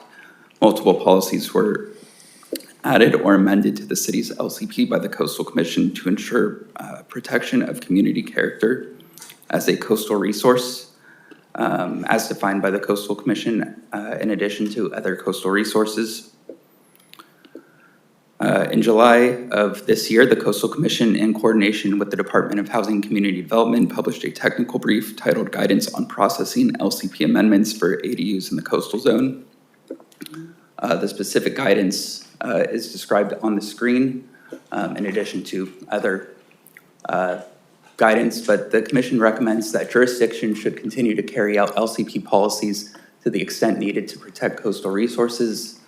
The Commission, being the Coastal Commission, encourages jurisdictions to be flexible in carrying out and interpreting their LCPs so that they can streamline the construction of ADUs without compromising coastal resource protections, and that development standards such as setbacks that are designed to protect sensitive habitats or to ensure that development is safe from erosion or other coastal hazards should not be modified, as this would lessen the effect of the Coastal Act's resource protection policies.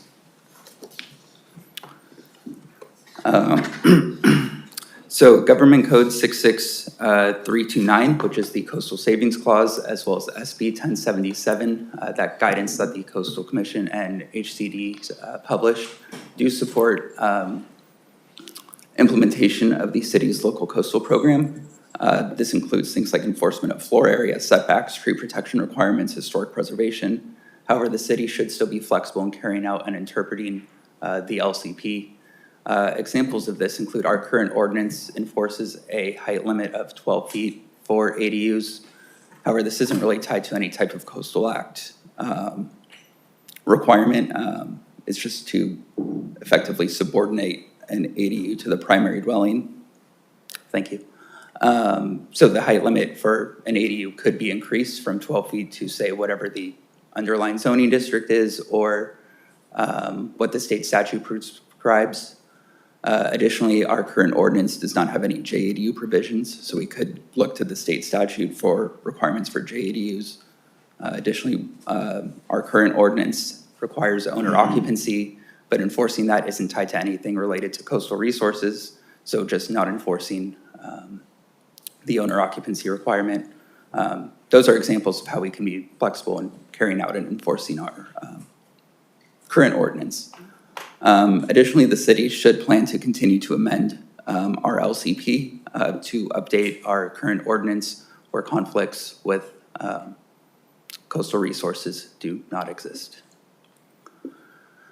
So this is just a table of our ADU numbers across the years between 2017 and present. This is just building permit applications that we've received. So there are some pipeline projects associated with current design studies that have not been submitted.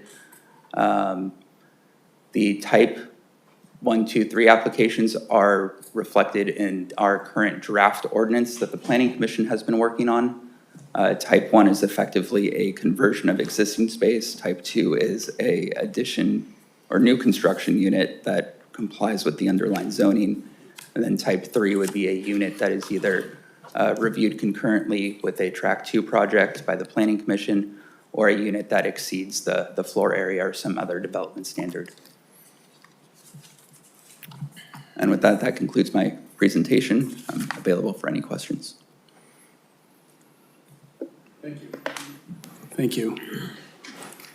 Jeff, why don't we start with you? Just a quick question. Could you talk a little bit about what is currently in our municipal code regarding ADUs?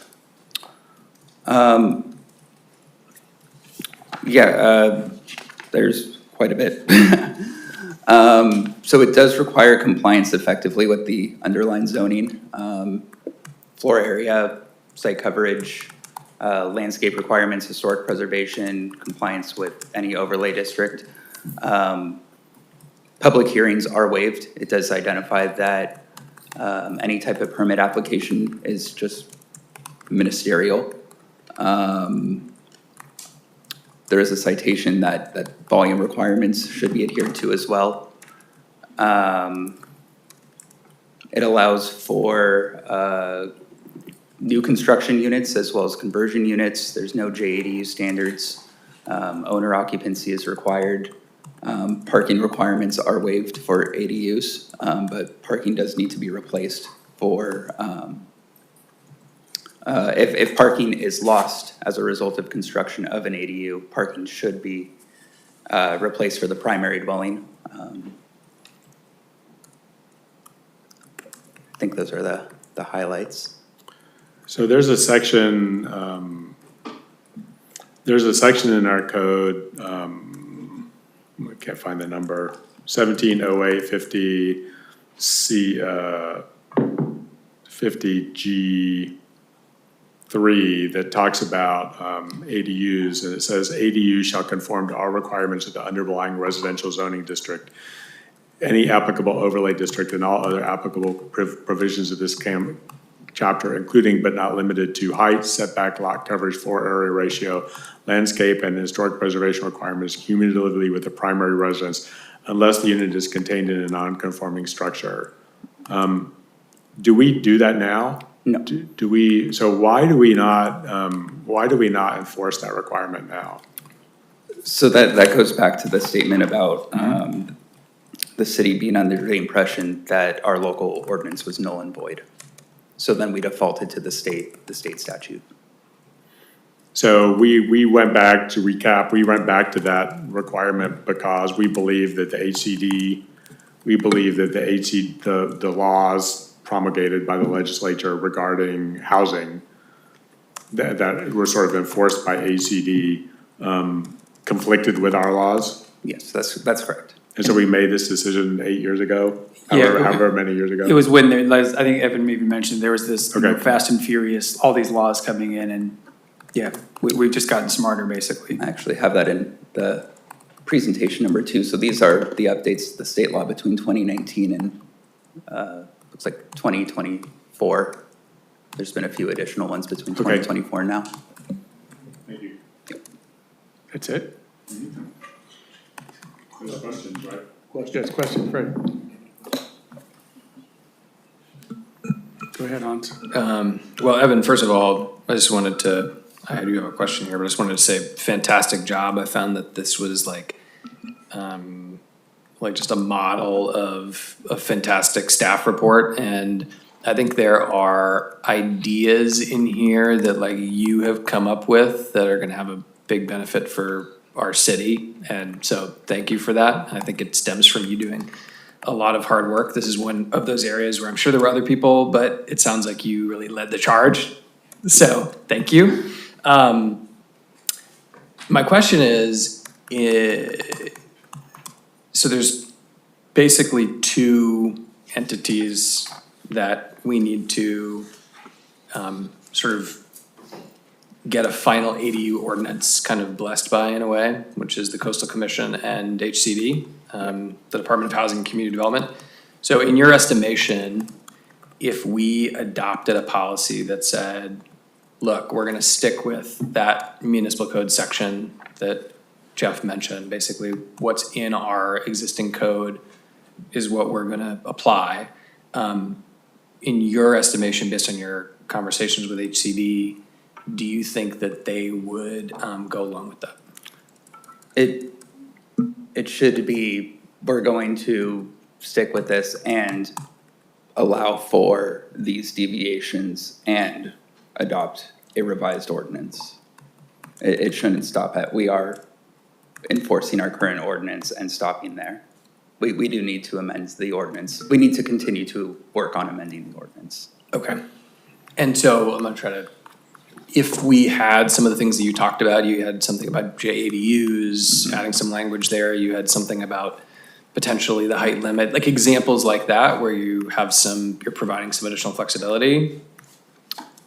But if we held firm on, for example, just total square footage limits that are in our existing city code, like if we did those things in tandem, is it your take that HCD would go along with that? So when I've worked with and spoken to HCD, they've communicated to me that they want findings for support of where our conflicts with the state law are supported by the Coastal Act. So there's an attachment somewhere in here. I don't recall which attachment it is, but it's something that, you know, we've referred to in the department as the ADU white paper. We provided that to HCD, and after they did an early review of our draft ordinance, we sent them a draft, they reviewed it, they gave us comments. We sent them this white paper, and they gave us a call saying, hey, you know, like, if your findings are supported by the Coastal Act, like, that's good. You just need those findings supported by the Coastal Commission saying this is required for the Coastal Act. We've also sent that information to the Coastal Commission. We just can't get a firm stamp of approval. I think what needs to happen is we just need to send it through the process. So HCD has seen this, Coastal Commission has seen this. Nobody's giving us a strong yes, a strong no. It seems like we just have to run it through. May I? Yeah. But don't we already have something on the books that was approved by HCD and the Coastal Commission? Or at least the Coastal Commission, I mean, it's part of our LCP. Coastal Commission, yeah, in 2018. And our LCP in 2004. There's been, again, amendments to the state law that say now HCD needs to give a stamp of approval on any ADU ordinance. I don't believe they did that. But they're not reaching back in time, are they, to go back to 2018 to say, well, we're gonna retroactively say that your ordinance is bad. I mean, that's not how these things work, is it? No, but we do need to update our ordinance to comply with the state law now, where conflicts with the Coastal Act do not exist.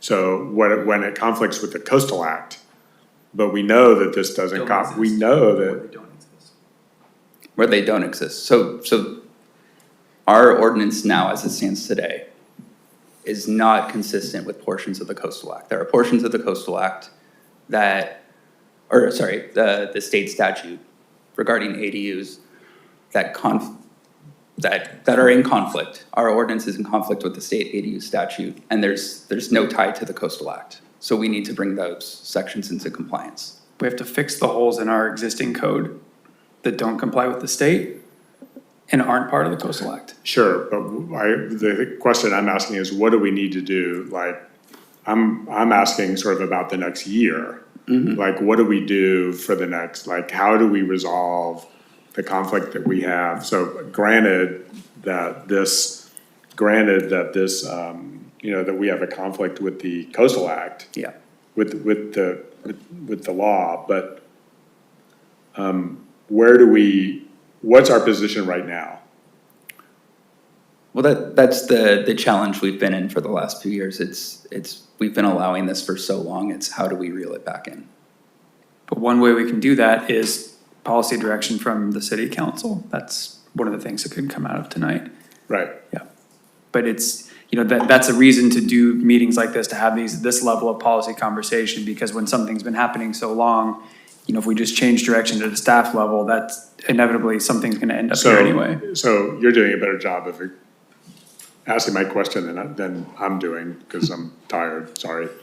So it's like there are two things we need to do. We need to update the ADU ordinance, which is somewhere in some process somewhere with the planning commission and whatnot.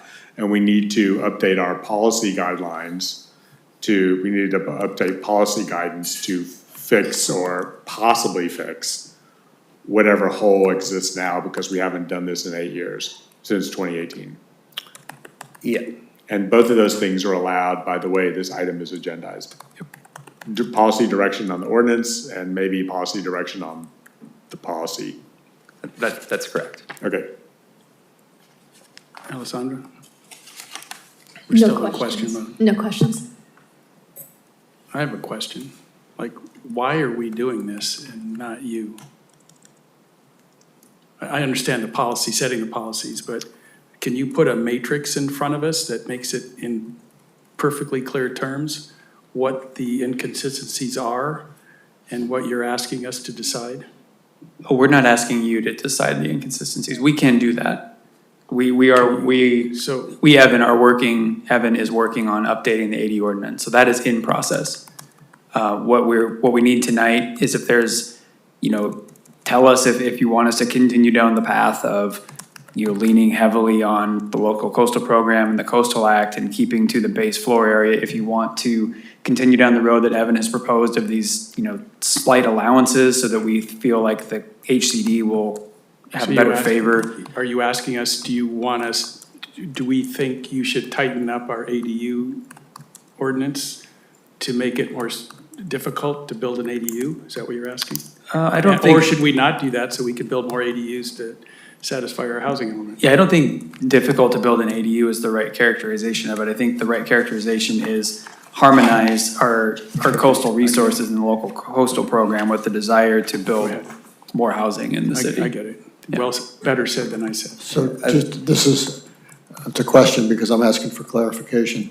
So what I'm understanding this to be is right now, the path we're on is essentially accepting all of the laws that have come out of Sacramento since 2018 that are enforced by HCD, by that department.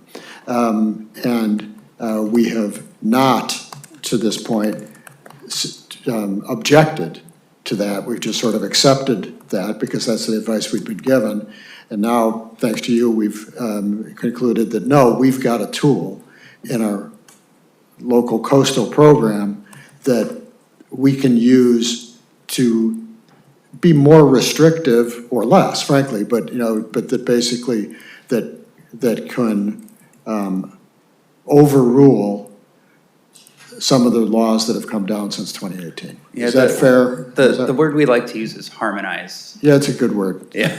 So I guess a little more background on it was when we first took the very first run at updating the ordinance, we were doing a consistency check to say, is our first draft consistent with the state statute? And we're going line by line down the statute, and we come across at the very last part of the statute, and it's the Coastal Savings Clause. Nothing in this article shall be construed to lessen or supersede the Coastal Act. And it's okay, well, what does this mean? Like, is this ordinance consistent with this? And we're like, well, so we looked into it, and it's, well, we're supposed to be allowing ADUs that are 800 square feet above the floor area, but we have this policy here that says, no, you don't. So where does this policy come from? What does it mean? And when we look into where that policy came from, it's grounded in the Coastal Act. So that led to, all this research and discussion. And what I think I heard you say, and this is the good news, is that HCD acknowledges that our local coastal program is a valid tool that we can use to better harmonize ourselves with their rules. Yes, so. They just want us, sorry, I mean, why are we putting that up? They essentially said, show your work, prove to us that you have the right findings. Right, I understand. Is that fair, Evan? Yep. Yeah, this, where the red arrow is pointing, that is part of the ADU statute. Okay. We can ask you questions in the discussion, I'm sure. Yeah, sure, yeah. So let's move into public comment unless anybody has a big question you want to ask right now. Public comment? Have we sufficiently confused everybody? As much as I'm confused? Okay. I'm starting to understand it. Hi. Yeah, hi, thank you. Welcome, thanks for being here. Yeah, well, happy to be here. I've made some written comments, so in the interest of time, I'll just read from them, because I think I'm limited to 3 I minutes. already guaranteed him that all of us have read all the public comments, so. But he's gonna do it. So let me just read from my written comments, and thank you for taking the time. I do compliment Evan for his hard work on this, but I think without clarification, the ordinance may inadvertently encourage the demolition of some existing ADUs. And I'll tell you why. For an existing ADU, if the staff takes a position that is counted towards floor area ratio, then an owner may be incented to take the ADU down and build a new structure to take advantage of the full development, and then later build another ADU even bigger than they have right now. So I would suggest also that as part of whatever ordinance you come up with, the property owner may demolish and reconstruct a primary residence while retaining an existing ADU, provided the new primary residence is completed within a reasonable period of time. And also the temporary absence of a primary residence during the approved demolition and reconstruction of the ADU does not affect the lawful status of the ADU. Because I think if you ask Kevin his interpretation, if you want to rebuild your home and you get approval to tear down your home, he'll take the position that your ADU now becomes your primary home. Mayor, you and I talked about this during the break. It seems a little bit odd, but I think if you ask Kevin, he'll tell you that's his interpretation. So anyway, those are my comments. Thank you. And appreciate you putting in writing so that we can. Yes. Well, I thought I may not be able to make it to the end of the meeting, so I did come back with mother-in-law who will be building the ADU at some point, but I think I made some important comments. You did, and it's a very interesting situation that you're in. I don't think I've ever seen it. Are you gonna make a public comment, Chief? No? No. I was hoping we'd have one more. Nancy, you're not gonna say anything? Little nudge at 9:20 at night. I'm sorry, I don't understand the difference between the first presentation and the second presentation and what we're trying to do here. I'm just really lost, and I thought I knew something about this topic, so I'm just confused. I don't know the difference. Okay, hopefully we'll clarify it a bit before we end this tonight. I mean, that's part of this, right? That's part of the problem. Anybody else? Nobody online? Maria, you're not gonna say anything? can nudge her. Okay. There she is. I knew it would work. Go ahead, Maria.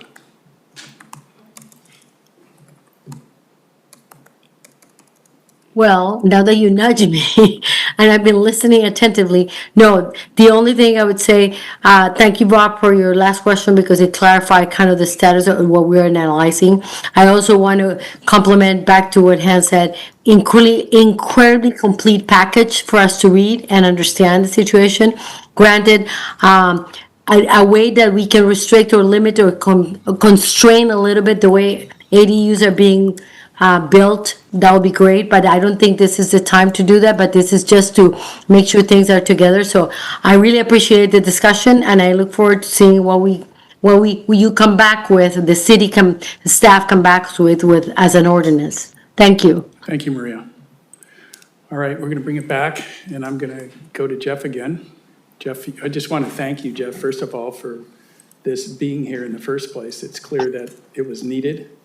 And your discussion on water early and so on really sort of spurred this happening, and we appreciate it. Thank you, Dale, and I had to thank Hans for your work on this as well. I'm, as you can imagine, focused on the policy, and what I would like to see is, now that we have this direction from the Coastal Commission, to, as Evan says, maybe I'm not using this word, harmonize our interpretation of our laws with our LCP. I would like to see the council reiterate our support for the section G, section 17 ... G, accessory dwelling units, which talks about section 2.c, which talks about the requirements of ADUs. So that is my wish. I think that the ordinance is going through, I think that the replacement for this section of our ordinances, this section of our code is going through a process, and that's fine. But I would like to see us go back to this as a matter of policy. Okay, Bob? Now that I understand it, I agree, Jeff, that I think, and if that's really the direction you're seeking, is do we think we should proceed with, finishing the drafting of an ADU ordinance that takes full advantage of the powers that an LCP gives us? I think we should. I'll just take a very quick tangent to say that, there's some debate about, are ADUs really housing, or are they just somebody else's spare bedroom? And of course they're both, but my position is pretty strong that ADUs are housing. They may not be housing when they're built. In the current environment, the ADUs, I think, in this town are by and large getting built to increase, to add a bedroom, basically to add a bedroom. But over time, economies change, but people's attitudes change. That as attitudes change, I think owners of these properties may be more interested in having people live in the ADUs. That may or may not be family members, because ultimately they are a front door that's independent of the rest of the home. They have their own kitchen, they have their own bathroom, they have their own sleeping quarters. That's a home for some people, and people will live in them. So I think we need to continue to build them and continue to view them as part of our housing program, because I believe it at some level will work. I can tell you that on my block, there are 2 ADUs. They've been there a long time, and at one time both were fully occupied. Right now one is not, but the other one is. So there are some in this town, a lot of them that maybe aren't really on the record, but that have people living in them. I originally thought this was more, we were kind of picking a fight with the state or with HCD, and I wasn't up for that battle because I don't think we'd win, but you've convinced me that that's not what we're doing. We're just harmonizing, as you say, which therefore I'd like it. One thing I would like to introduce is just the idea of deed restrictions. Again, a deed restriction is something that goes with the land. It's placed on your deed in the housing space. deed restriction goes on workforce housing, and there's multiple varieties of them. My son lives in Colorado in a deed-restricted home, that the deed restriction basically says the owner of the home must be employed in the county. Not by the county, but in the county. Very simple deed restriction. I have a good friend who lives in a deed-restricted unit in Telluride, Colorado, where that deed restriction says that he and his family, when they moved into that unit, could not have, combined income exceeding X level or net worth exceeding X level, that the home had to be basically sold through a lottery system, and that price caps appreciation in the home is limited to 4% per year. I share that because that's a more complex deed restriction, but these are the tools, and they're the most important part of a housing program. Once you've got the front doors in place, is to have these legal tools to allow you to enforce them. And then on top of that, you need the enforcement mechanism. We don't have any deed restriction in place at the time. I think it could be a bit of a carrot for people that we might want to think about, where perhaps that somebody wants to build an ADU and they do not want to make any agreement that it'll ever be occupied or ever be occupied by a certain income level person. That's fine. They can't have any extra square footage. But if they're willing to take and to put a deed restriction on that ADU, which is the deed to their home at this point, that they're willing to, when they rent it, to someone who's in the low income category, they get a 10% bonus in square footage. If they're willing to agree that they would rent it to somebody that's in a very low category, they'd get a 20% bonus. And if they're willing to agree that they would rent it to somebody in the extremely low, and those are my terms, but I know there's three categories, they would get a 30% bonus. And I think HCD would like that. And again, I think you just increase the odds of achieving what you're trying to achieve with the housing plan. So it's some of those kind of carrot and stick clever things that maybe we could think about as we're crafting this ADU ordinance that are kind of out, those would be different from what's in the LCP covered things right now, but just something to think about. How does something like rooftop decks on ADUs enter into this discussion? And then I have a question about what a fully harmonized ADU ordinance would look like on a 4,000 square foot lot. So in this discussion, rooftop decks don't apply. Where does that come in?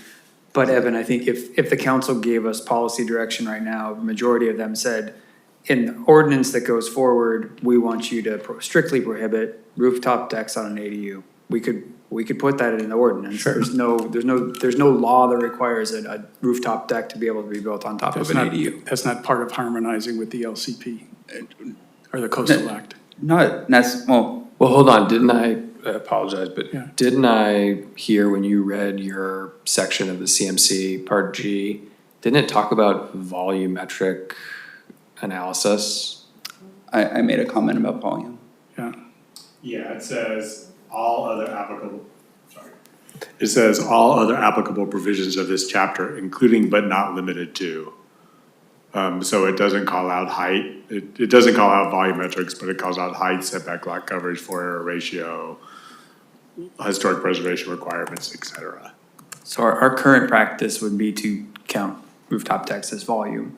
But what we're saying is if the council wanted to just skip the whole volume conversation in the future ordinance, you could just say, if three of you want to, strictly prohibit rooftop decks on ADUs, if that was something the council was interested. We will continue to, I'm not suggesting it, we will continue to apply volumetric study to rooftop decks right now. But we're not right now, right? Yeah. We are right now. We do also have objective design standards that are going on concurrently for ADUs that could be incorporated into those design standards as opposed to an ordinance provision.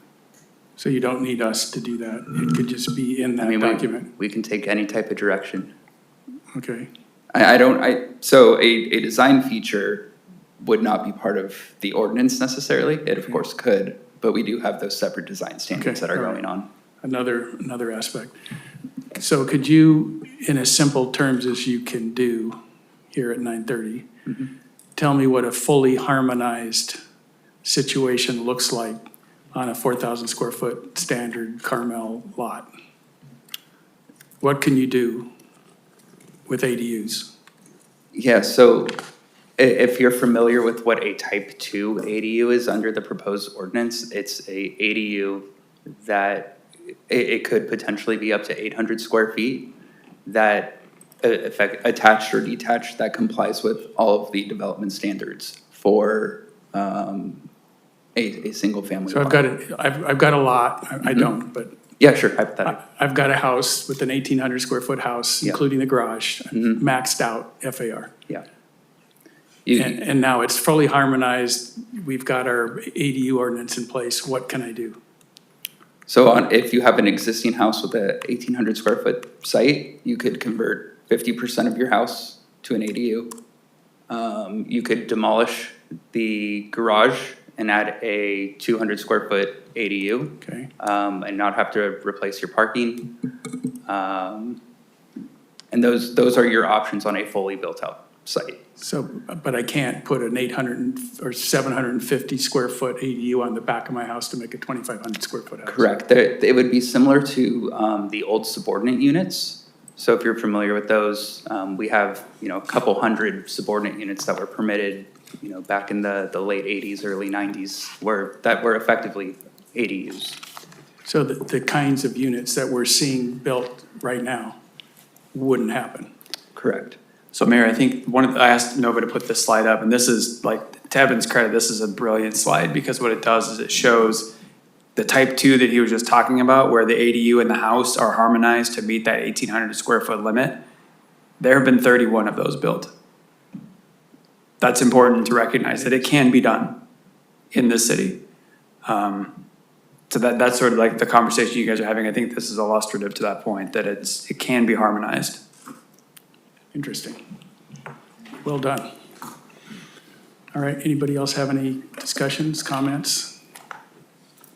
Those two. I do. Go ahead. Thank you. No, I'm asking. Thought you were going out to the public again.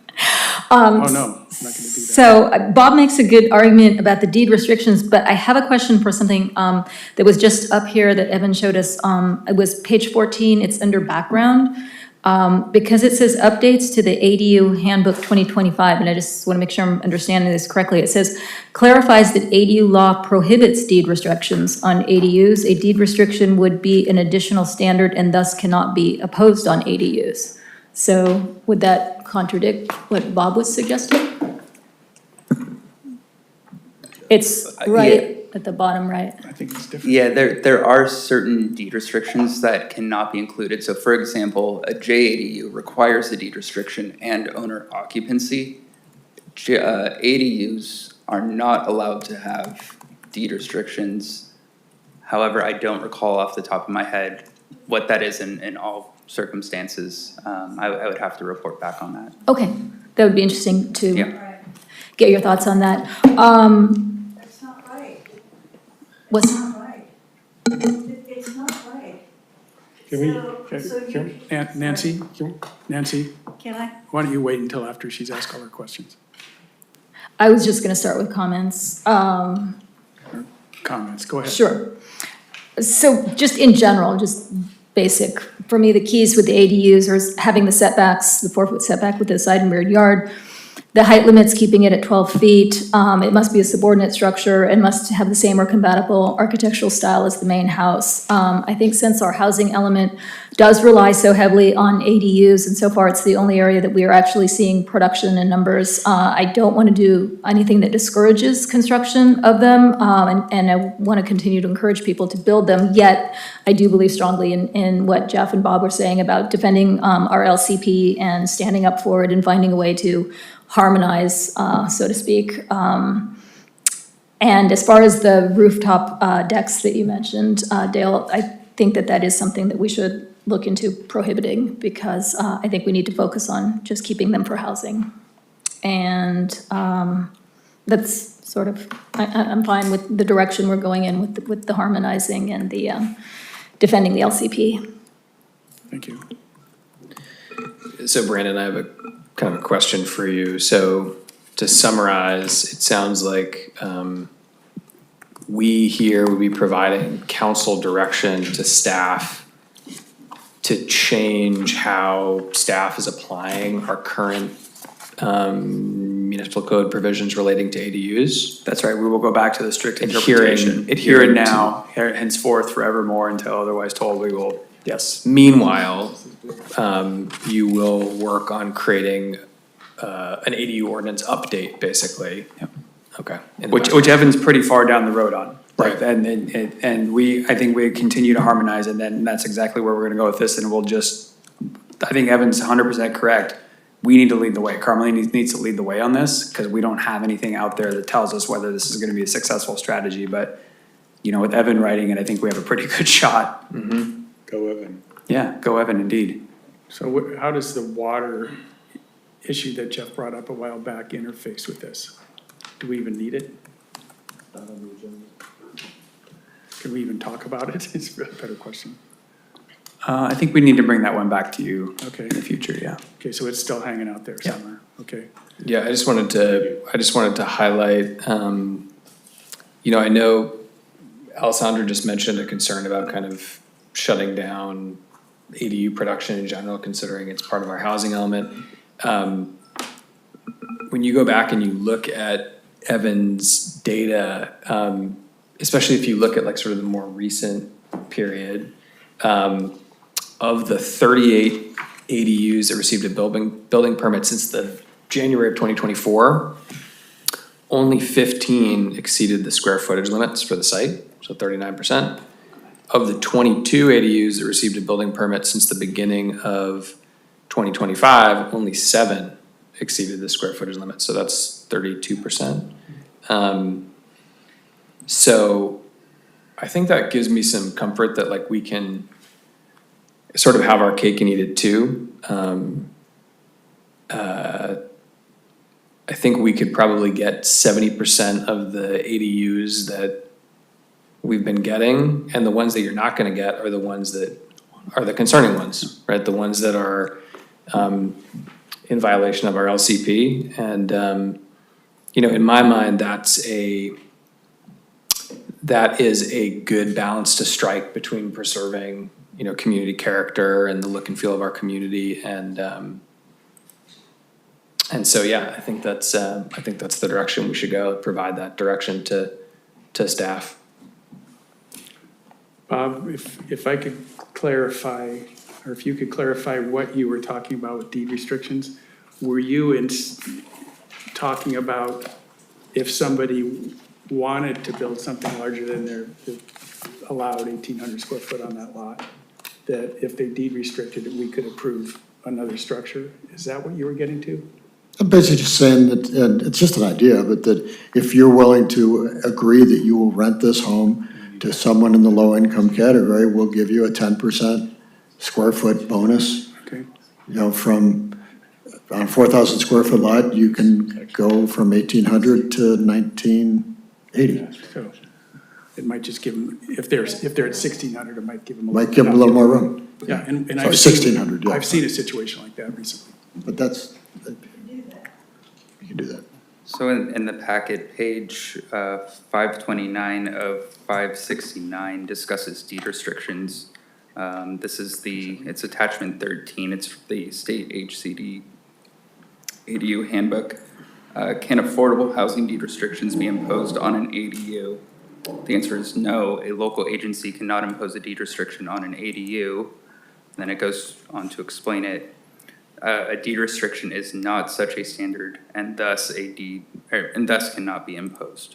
What about as an incentive program? I would again. Yeah, we'll have to, I think that it's an interesting thing if we're taking the position that our LCP allows us to not be subject to these like by right ADUs, there may be a path there where we can create an incentive program to go above what our code allows. So we'll do some research on that. I think that's. That would merits- basically be something for the. That's for the ADU ordinance. update. That has nothing to do with how we're gonna start, using the current policy the way it is right now. That starts I tomorrow. think it's an interesting idea. Yeah, I do too. Alissandra, what about you? How do you feel about this? I'm fine, and I certainly agree with what Hans is saying is, you know, it's a form of housing, and let's just get it to fit a little bit better within our character, but still encourage it, because it's a key part of our housing element, and it's something that we're actually getting done. Great. Well, I think, if I could just ask, I think it would be nice to get I guess, a motion and a vote just on this, to move forward the policy. We would appreciate that. Jeff, could you do it? If I could figure out what the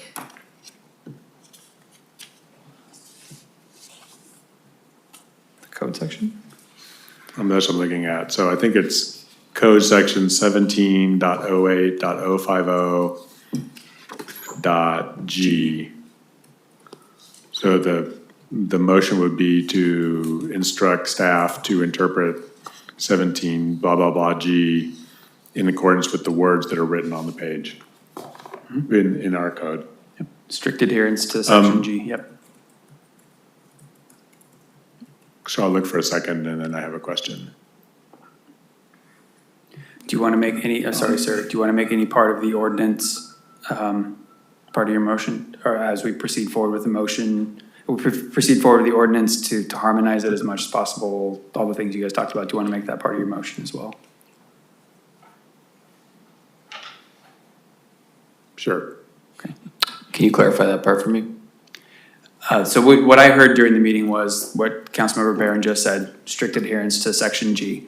What I also heard from a majority of the council was to continue moving forward with our drafting of an ADU ordinance that harmonizes the LCP with HCD while taking full advantage of all the powers associated with the LCP with respect to protecting our coastal resources. And incorporating the comments on rooftop decks, which I support with Alissandra. I see a lot of heads going up and down. Yeah.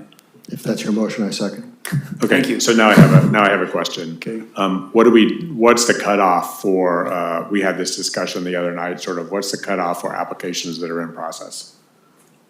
Brian, correct me if I'm wrong here, but I think legally, technically, the best practice, at least anyway, would be if someone is in the application pipeline, in the review process, and we've already started processing them under the old application of how we interpreted the policy, we probably shouldn't stay the course on those.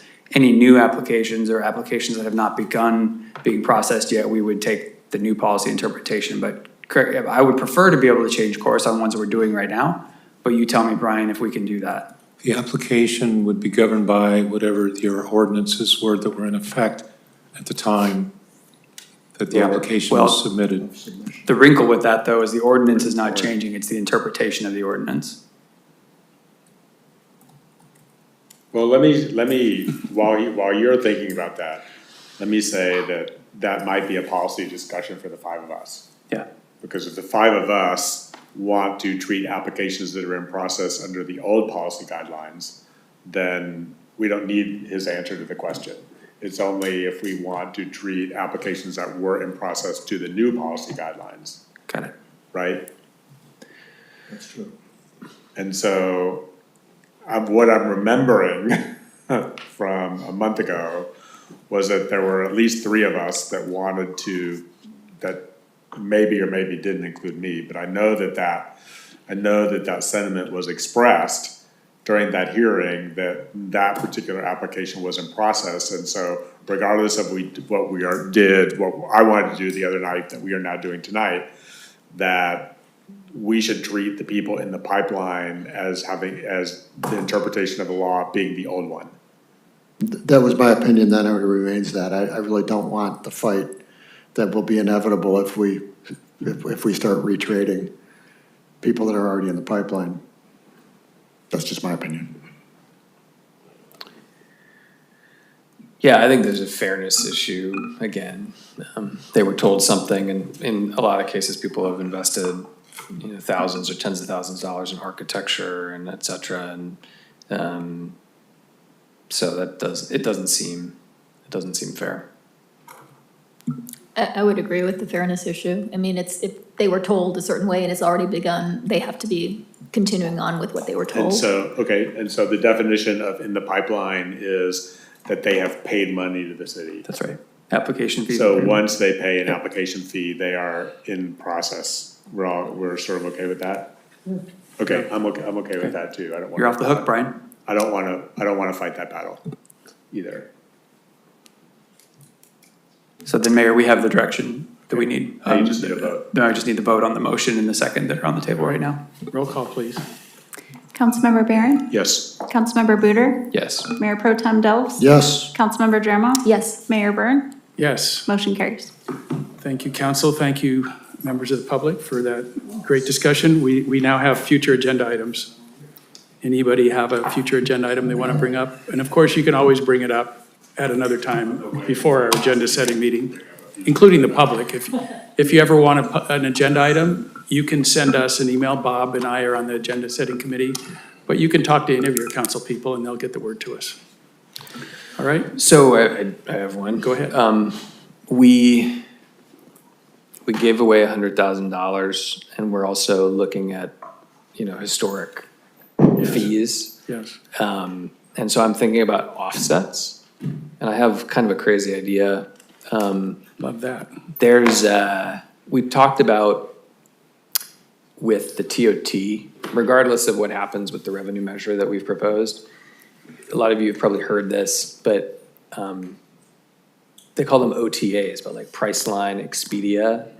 Basically, our TOT is not collected on the 20% of the hotel room value that kind of goes to Priceline Their and commissions, Expedia. they don't pay. Yeah, and I was talking to Mark Watson at some point, and we did some calculations, and I think he thinks like maybe like, I came up with kind of the same number, like maybe like $400,000 or $500,000 a year. And so I'd love to think about that at some point. I mean, obviously, we're having a couple of revenue measures like on the ballot. It would have to be, I don't know if I can ask Brian, but like, I think it might have to be like a special election. The thing I wanted to say was, I think I could justify doing a special election if it's gonna bring in $400,000 and only cost us whatever it's gonna cost us, $30,000, $50,000 for a special election. And over the next, that's another year where we get that $350,000. So it's just something I want us to maybe have a little bit more discussion about. Potentially, I understand the sort of like tax weariness, but if it's something where nobody in town, not even businesses are paying for it, and it's basically a big multinational corporation that's kind of tax dodging, then I think that's something that we should really consider, so. I agree. All right, so that's a future agenda item. All right, sounds like that's it. All right, thank you, everybody, for your attendance. We stand adjourned.